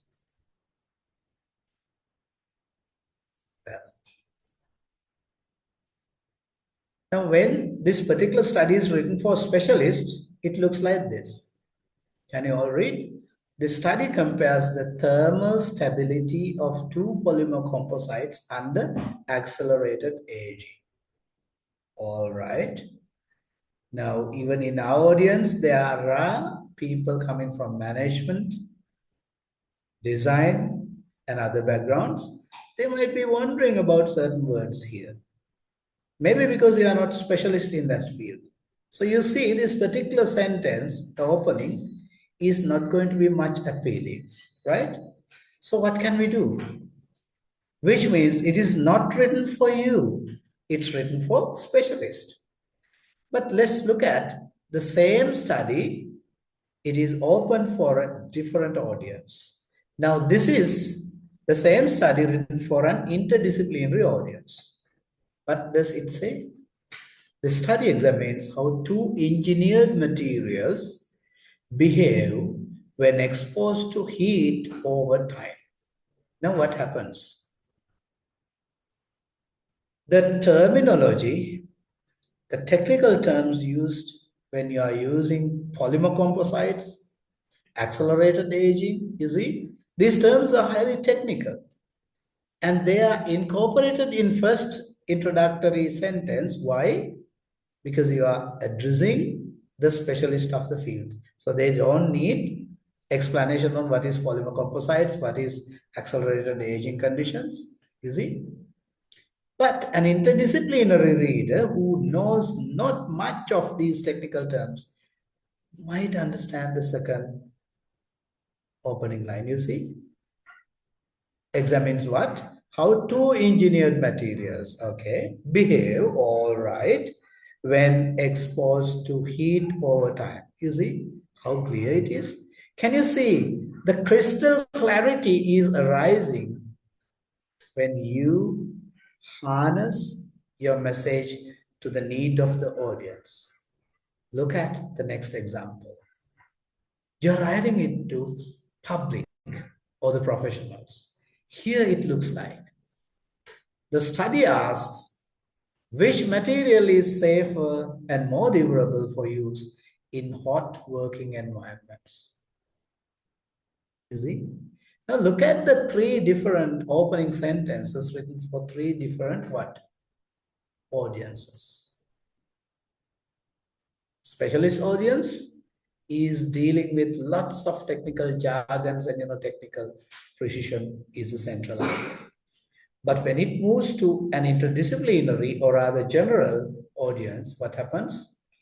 You have to make some of the jargon simplified and express it in much more easy way. But when you are addressing professionals and public, they don't mind what is your engineering, what is your conditions, what's your methodology. What matters most for them is what is the purpose of this? Why it is? So that question is asked in the third sentence. So now take a one breath, a good breath, and see what you have learned by looking at these three different openings on the same study. what comes into your mind? Use a couple of words, maybe 2 to 3 words, maximum 5. It needs not to be in a perfect sentence, but just tell me how you felt it and drop it on chat or rather speak. I would love anyone can speak and tell what you felt.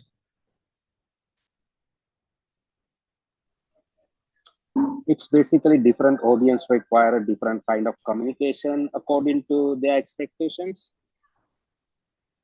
Actually, it's not only the expectations alone, their level of knowledge, Yes.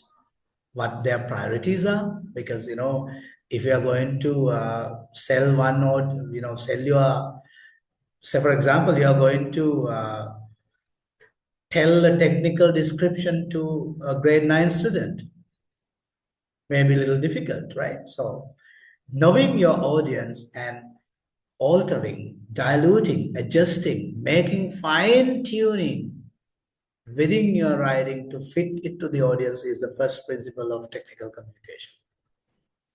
Thank you very much for your contribution. Anyone else who would like to speak? I'm receiving responses on chat.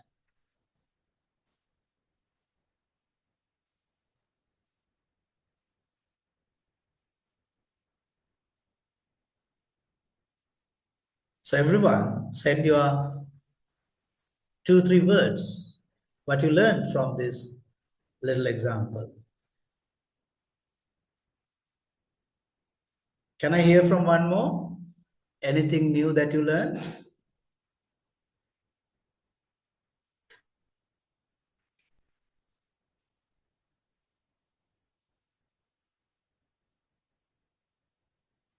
Yes, Lakma. Lakma, Kushan, Yatmi, Shakya, Arshini. Thank you for your responses. Yes, I love your idea, Mihiri. Yes, we have to be smart enough to read the others. Yes, this is the first principle. You are the reader of your own research. You are the one who knows everything about it. And you should be able to read the mind of the one who receives your message. And then only you can ensure what? Telepathic communication. You know what he knows, what he doesn't know. And then you simply let the right information in right terminology, in right dilution, you send it to the expected reader. Just Nadisha, you got it? Yes, Tarsha, it's about importance of deciding audience. It's not only about deciding audience. When you decide the audience, because your research story is something within you. You should be able to put it into different parcels, different housings, different casings. And it should come in the right pack for the right set of audience. Well, so Januska, you got the central idea. Audience plays a major part in the research work. Yes. To whom you are communicating matters the first. So we'll move on and see what we are going to do. You were doing a bit of a baseline writing on your Moodle page. Some of you have done. I have seen that nearly 60 of you have written. Here we have about 50. And I'm inviting everyone to finish your baseline writing within this weekend. Because baseline writing is just to indicate in your portfolio where you were at the very point you were starting this year, right? We actually do not want to do a sort of an error correction, right? It is simply a communication diagnosis where you understand your own research and you write your baseline writing. We are not going to judge your text based on language accuracy, right? We actually use it for 2 purposes. First is to plan how I should navigate your planning process. delivery process. Second, it will be the first point of your portfolio where you know where you began, right? So what we look for is quite simply these 6 bullet points. Does the reader know the problem? Maybe in your baseline writing, you did not think of this. Does the reader know why it matters? Purpose. Can the reader see the purpose? Is the amount of technical detail appropriate? Does the order help the reader? Now, sometimes when you are addressing to a particular audience, depending on the audience, their order of information processing is different. Say, for example, journal editor would be simply looking at your methodology first. If it is a very precise, perfect methodology up to the standard of the status quo of the particular field, he will look at that. So when you're pitching to your reviewer, you have to try that aspect as a central idea. Is the expected contribution visible? So if you can simply bring these into your baseline writing, that is totally fine. If you have done your baseline writing, you are done. If you have not done it, I'm inviting you to write it and complete, because almost all assessment of your module happens through the Moodle activity you are engaged in, right? You can see the recordings there, you can see everything there, and your submissions come there, and in your portfolio, we will get those entries. We are creating an electronic portfolio on which your baseline writing will be one artifact, the first starting point. Well, and this is not an endpoint, I told you, it's formative. It's just for indicating the starting point. Now let me ask one question from you. You need to detect the difference between two numbers. What is your first step? You need to detect the difference between two numbers. What is the first reference you need?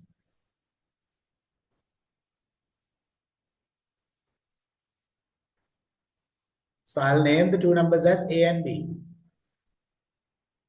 What do you need to know first to detect the difference?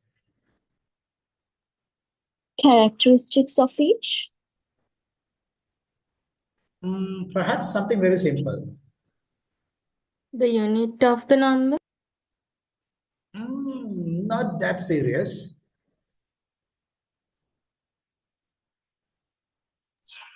Shape and the sound of the letters? Not that serious, very simple. Okay. Which one is bigger and smaller? You are closer to the answer. The purpose of doing. Maybe you need to know the starting point, right? Or the end point. Isn't it?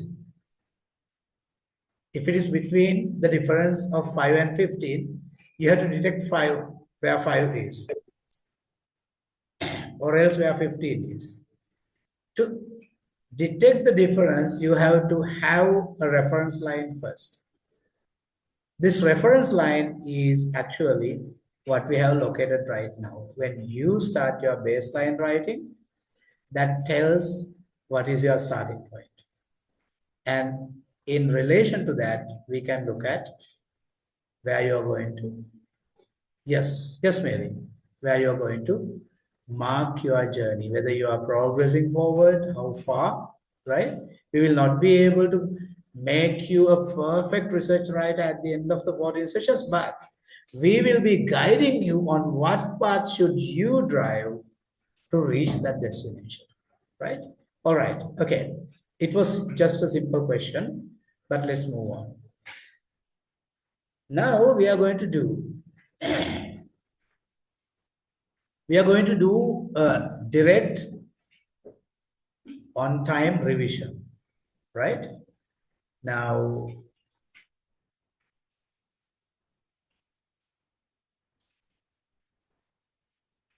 we are looking at an activity description. And from an activity description, we are going to make it a research message. So those are the two reference lines. It is an activity description, and you are going to make it a research message. Now look at, this is the activity description. What is it? Can you read? The research is about the development and analysis of a system using various techniques to improve performance in different conditions. Oh my God. I'm inviting you to use these revision moves. What could this object be? Has it stated the problem properly? Does it show the purpose? Does it identify the user?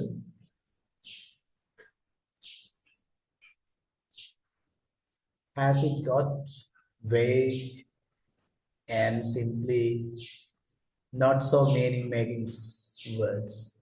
Now you see, improve performance, all right, different conditions. You see, these words are seemingly what? Awkward, and they make no actually a meaning. Now look at the revised paragraph or rather sentence. Contrast. The study develops what? A low-cost monitoring system. You name the object. Then you state the problem. What is the problem? You need to detect early performance loss in small solar installations and show the purpose. It aims to help maintenance teams identify faults before energy output drops. Now, a research message looks like what you see in this after scenario. If you write something like what you do see in before scenario, it's not a research message. It's going to be just an activity description. So, in a research message, what are the salient milestones? We are going to detect what they are. In a clear research explanation, there are six moves. I'm inviting you to not to take notes, but to ponder about this and think in such a, what we call technical, such a scientific way as to how you deal with your communicative process with the research, with your audience. The first thing is, what is the context of your research? What area is this in? Now, if you go back to this, low-cost monitoring system to detect early performance loss in solar installation. So the area is solar installation. Well, the second thing is your problem. What is not yet solved? Go back. What is not yet solved is maintenance teams need to identify the faults, right? And they typically go to identify the faults when the harvested energy output becomes losing, or rather when it drops. But before that, if someone can identify it, that is the solution it provides, the problem. And say the importance. Why does it matter? It can help detecting it early. The purpose, got it? An approach. How? In a broad terms, what is your approach? And then contribution. Now, make this a practical toolkit. When you write a research explanation, what you need is to follow these 6 steps. They are not a template, keep in mind. They are actually a checklist. Checklist in the sense, in your research message, whether you have clearly set the context, the problem, its importance, purpose, and what is your approach, and what contribution does it make. If you can brief all these things in your research explanation, that's going to make sense. That's going to make sense. You may change the order, but a reader usually needs all six, right? Okay, now you have to do something. What is it? You have written your basic research, baseline research explanation. Can you remember? Those who have done, they may remember. Now you have to revisit your baseline research description and you have to edit it, fine tune it, revise it, and make it more appealing as a research message with these 6 items in it. Did you get the point? Is the task clear?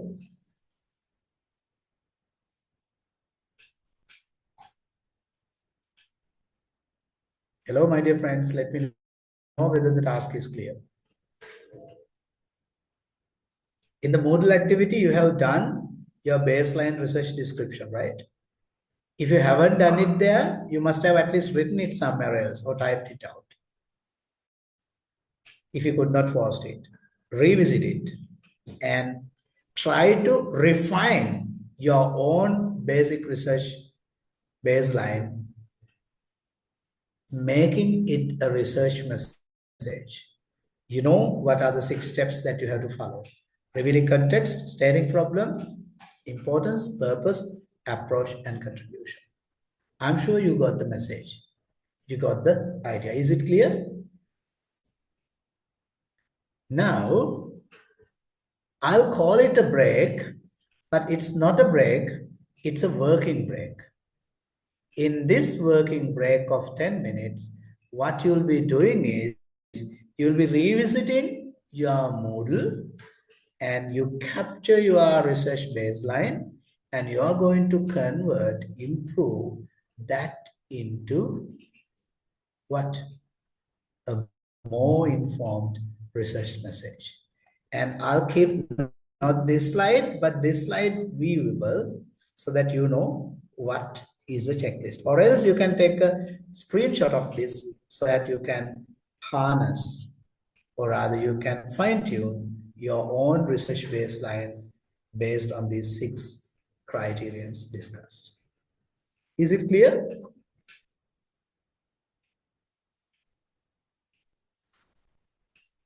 It seems. Okay, go ahead.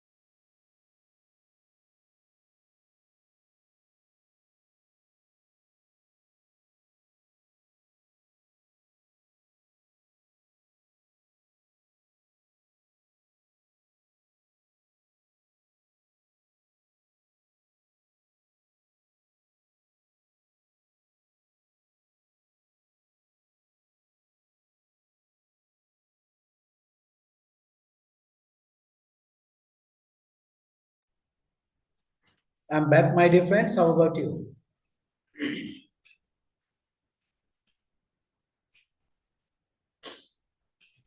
Are you working on?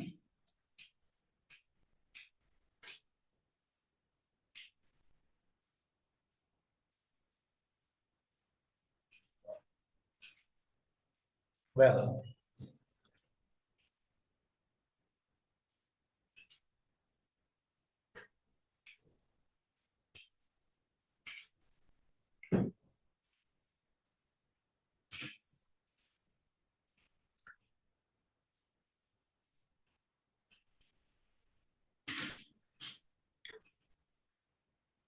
friends, are you there? Are you working on your basic research baseline? Okay, great, great. Well, I'm inviting you to now just keep it in the backdrop.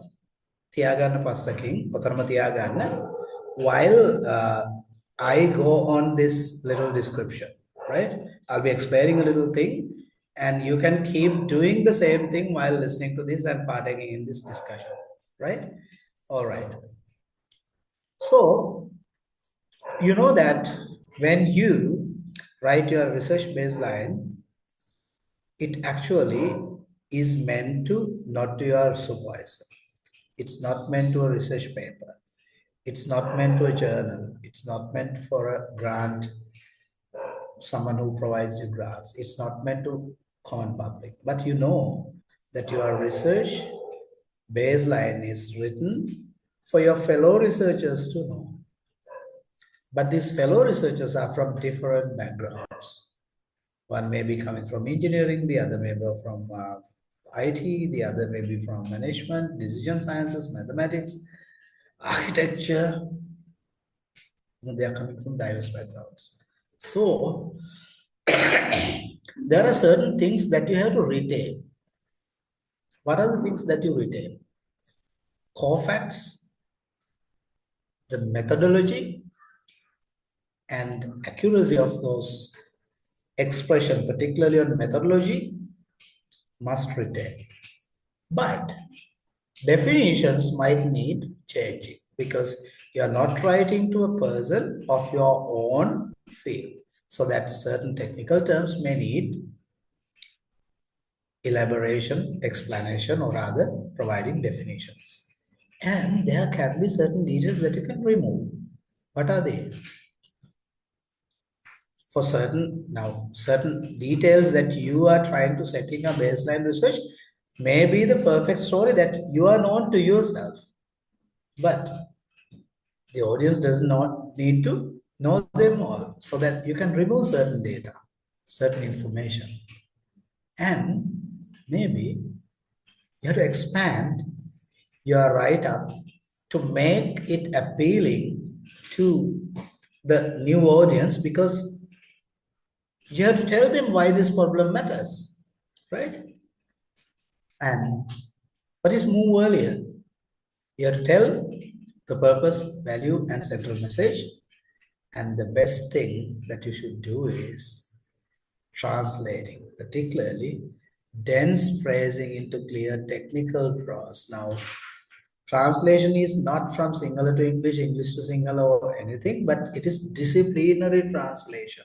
So you are writing it in your own jargon. Maybe highly mathematical, highly engineering, highly process engineering, right? Maybe highly algorithmic, right?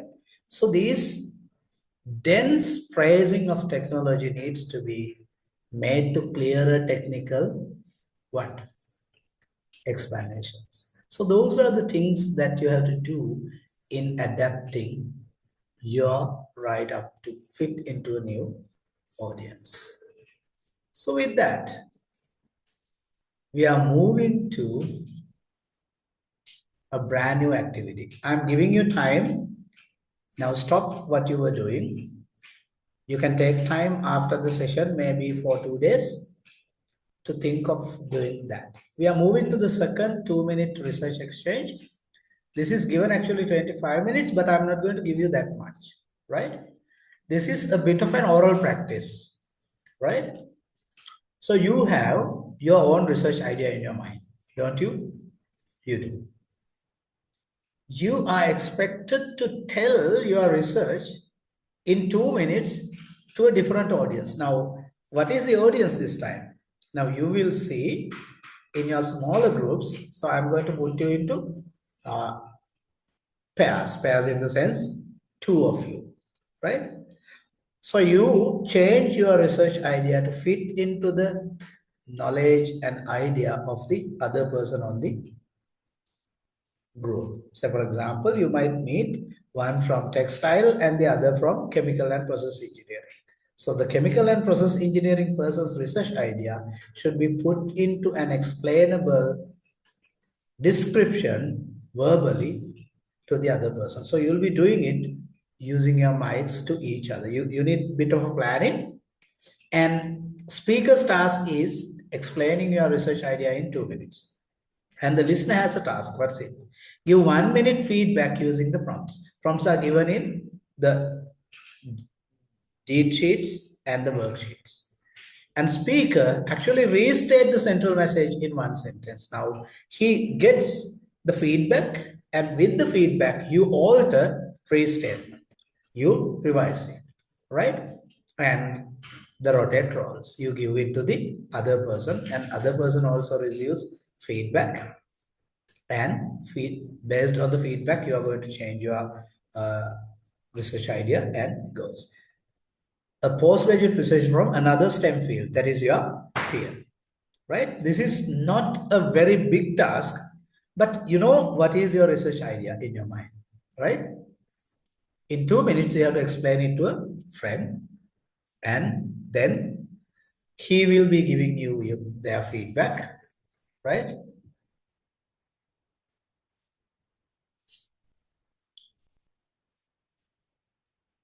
All right. I'll allow everyone chat. I think I have allowed every participant can chat.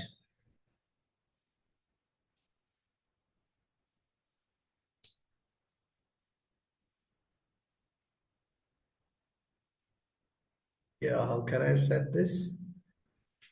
Everyone, right? Yes, Hari, it is set. Don't worry. Thank you for reminding it. So you are getting ready for that. Get ready with your own research idea, right? You two decide who is going to do it first, and then go along the rotation. You give your research idea in verbal form. Your friend listen to it and give you a feedback, and they all need to be marked in the worksheet, right? And you restate, fitting it, alter it based on the feedback you receive, and both of you complete the story, right? All right. So here we go. So how the listener should give the feedback. The prompts are given in your worksheets. Find them, right? So you have to carefully listen and say how you. Now, why we are doing this practice? Not just for fun, right? This is because this is how you should begin. You should start your dialogues with your peers, and then that will be improved into bigger audiences, maybe symposiums, forums, and so on, right? So we'll start with what we already know, our own research idea to our friend in the class, right? So you have to give a proper feedback, and feedback should come in your report as well. Everyone has to make a submission on this. Well, and then you do an individual revision, right? You do revise based on the feedback you receive, and then I'll tell you what the research writing log looks like, and that is something else. So this is the task, and I'm going to divide you into breakout rooms. If you are ready to go into breakout rooms, let me know with a simple what? Thumbs up. We have 43. 43 in the sense 42. Maybe there are people who are on their 2 devices, right? Couple of you. If I know the number of people exactly in, it may be about 40 or 42. So assuming that we have about 40, I'm going to divide this into 18 or 19 groups, right? So if any of your group has third participant, don't worry, go ahead with the third member as well. So let me open all of your rooms.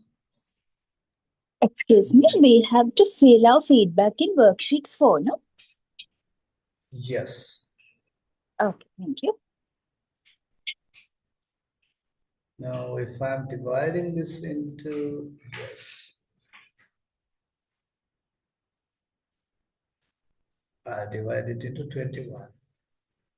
Yes. Well, I'm going to open all rooms. Now you can join and quickly deal with your task and come back to the main room once it's done.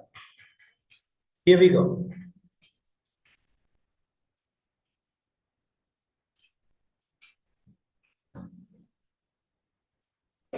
Please join me, please admit me to the room 18. Who's speaking? I'm Harshani. Arshani. I joined to 18.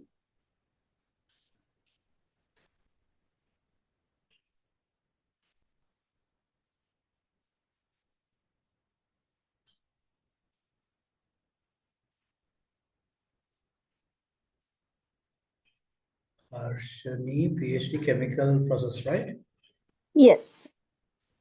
Your group is 18, right? Yeah. Okay, thank you.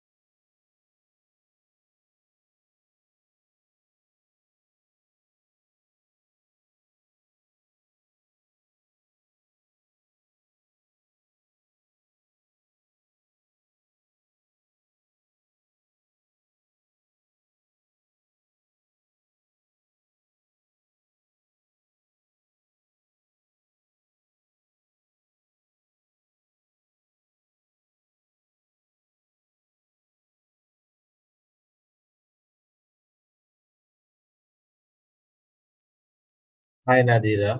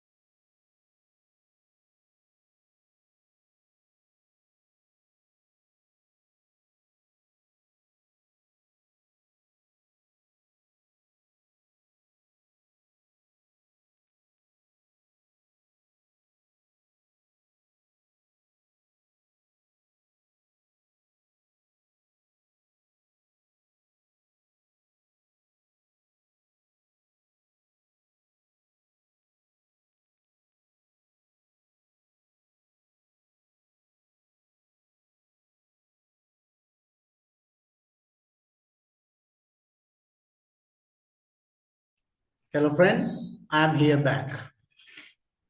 Are you there? Yes, we are here, and I'm having a issue. In the worksheet 4, it has a column in the table stating my keywords or short notes. So, hope we have to make notes on our companion's research explanation, no? Yes, indeed. It is on the And feedback. my Okay. feedback on my colleague, no? Yes.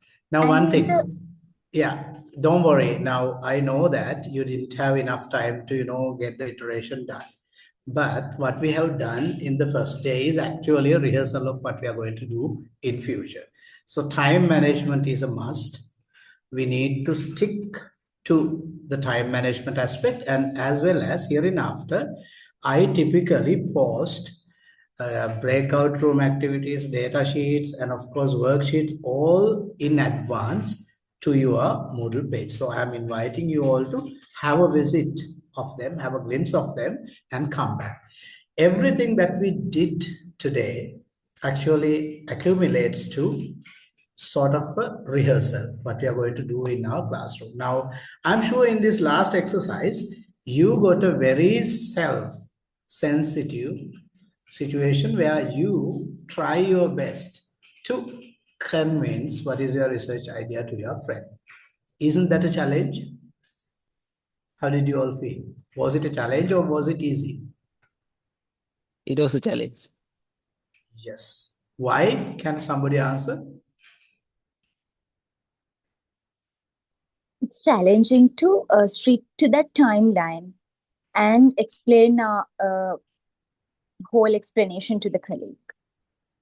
Well, different field.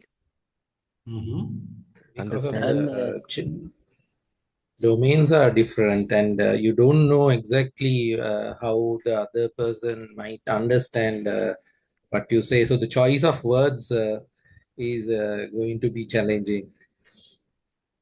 Perfect, Akila. And sometimes the technical terms differs due to the differences in the fields. Perfect. Go ahead, speak, please. Other one is the whole 2 years research data gather in 2 minutes and give the feedback. It's All right. Any other views? Now, this is typically what we call pressures, the realities in your own research field. You have a time limit, you have a word limit, you have an audience limit. All these limitations are there, but amid all these limitations, you need to function, right? You need to do it. So this is actually the challenge. දැන් හිතන්නකෝ මේ චූටි වෙලාවේ ඔයාගේ යාළුවත් එක්ක ඔයාගේ හිතේ තියෙන ඔයාගේ රිසර්ච් එකේ පුංචි අයිඩියා එක කියා ගන්න difficult වෙනවා නම් just imagine when you're communicating with a very brand new unknown context. So this is what I wanted you to feel by yourself, right? I wish that everyone who undergo this session understood how difficult, challenging, and you negotiate, you yourself experience what difficulties involved therein. Did you?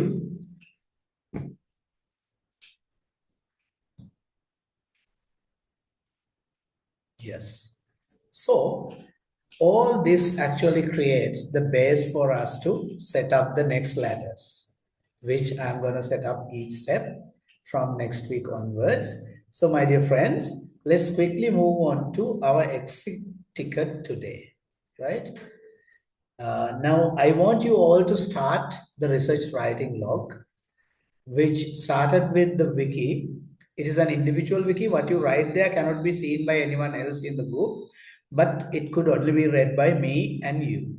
So that your research writing log should be started today, and everyone should come on LMS. Without coming to Moodle activities there, this completion, or rather gaining the outcome of this program is impossible. Therefore, start doing it. But anything that you missed on the way, right, is actually not a big miss. But if you could not complete anything, that's all right. But if you could not attend the session and understand what is the breadth and depth of this exercise, that is a big problem. I want you all to write a little reflection as well on what we have done today, right?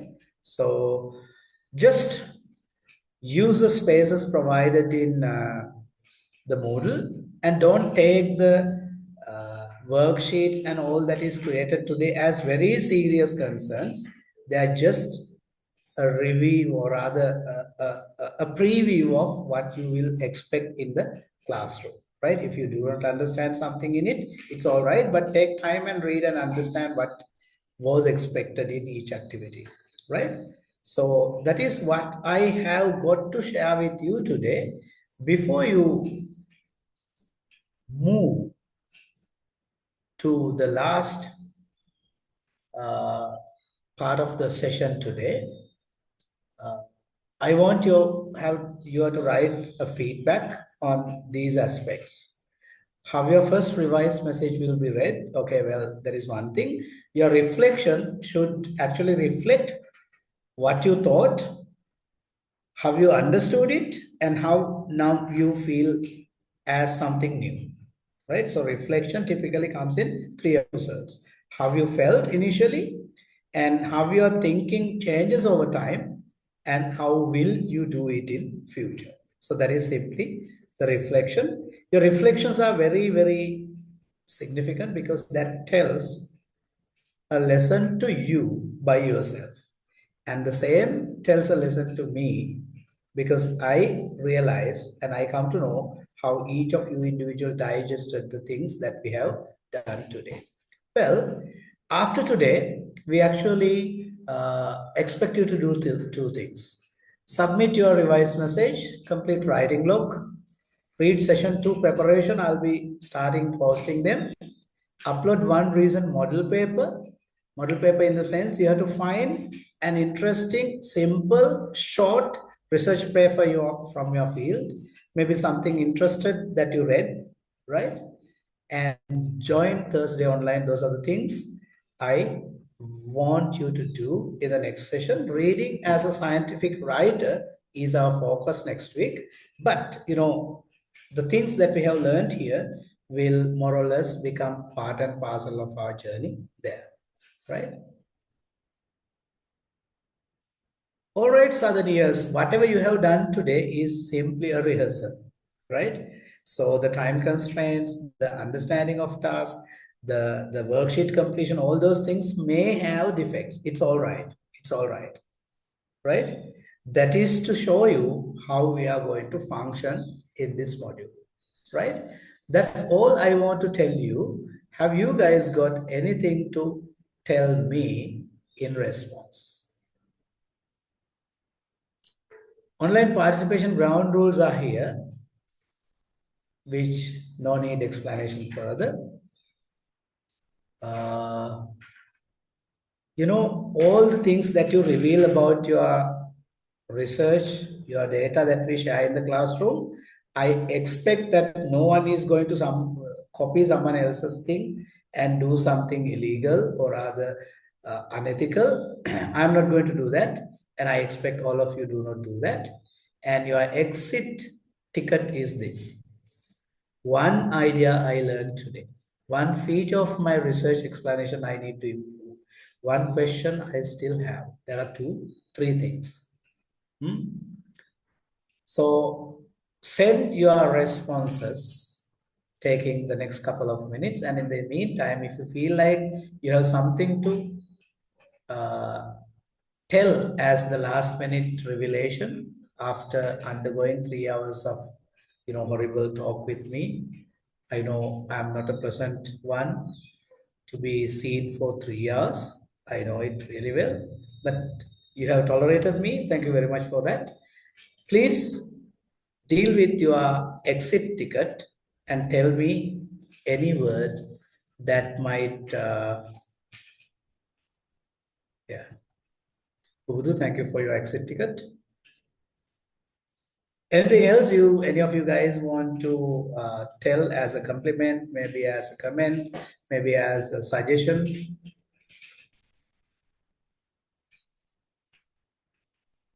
How did you all feel today?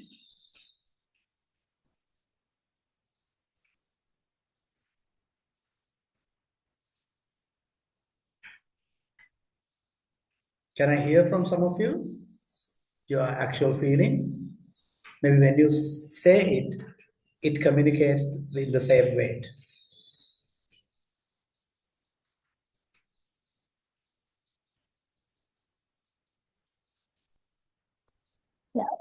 Thank you for today's session. And we got the idea how sharply we have to explain our research to the audience rather than using a number of unnecessary words. And we thought and we learned today how we think critically and scientifically to explain our research idea and the results and all to the research audience, even to the audience with whom have no proper idea on our research field.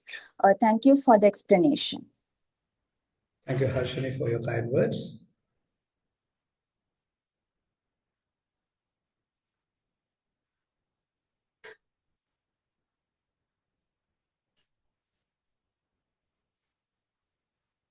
Anyone else who wants to share your view?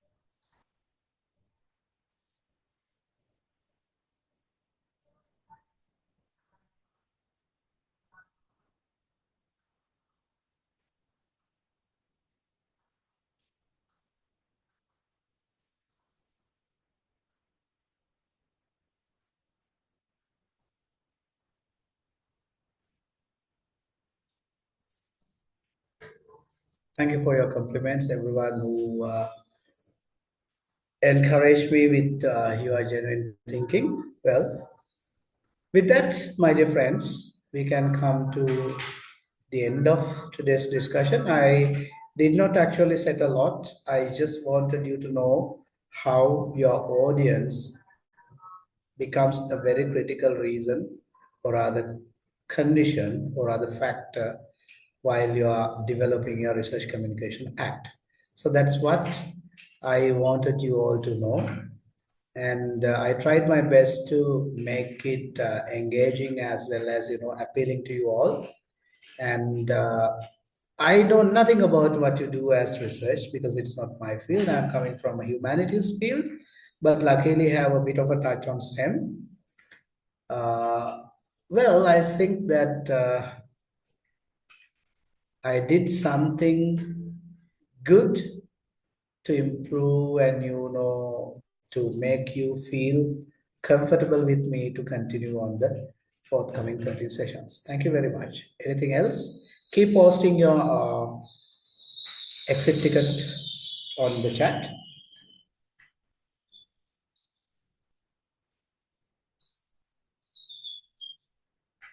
Anyone else who wants to? I actually would love to hear if you have got any comments or criticisms, because those are the things that no one really bring to the surface.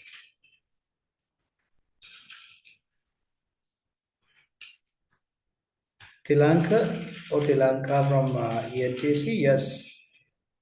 Detecting yourself and where you need improvements is the first step of success. Yes. Thank you, Kumara. Thank you, Sai Krisha. Thank you, Shakya. Thank you, Nilan. Thank you, Kushan, Ajani, Lakma, Rubudu, Aisha, Nadika, Dara, Mihri, Ushani. Thank you, everyone. Thank you very much. I hope you had a good time today, and we are going to have better times in our future sessions. Thank you very much for joining with me, and particularly for tolerating me for 3 hours. Good luck, friends.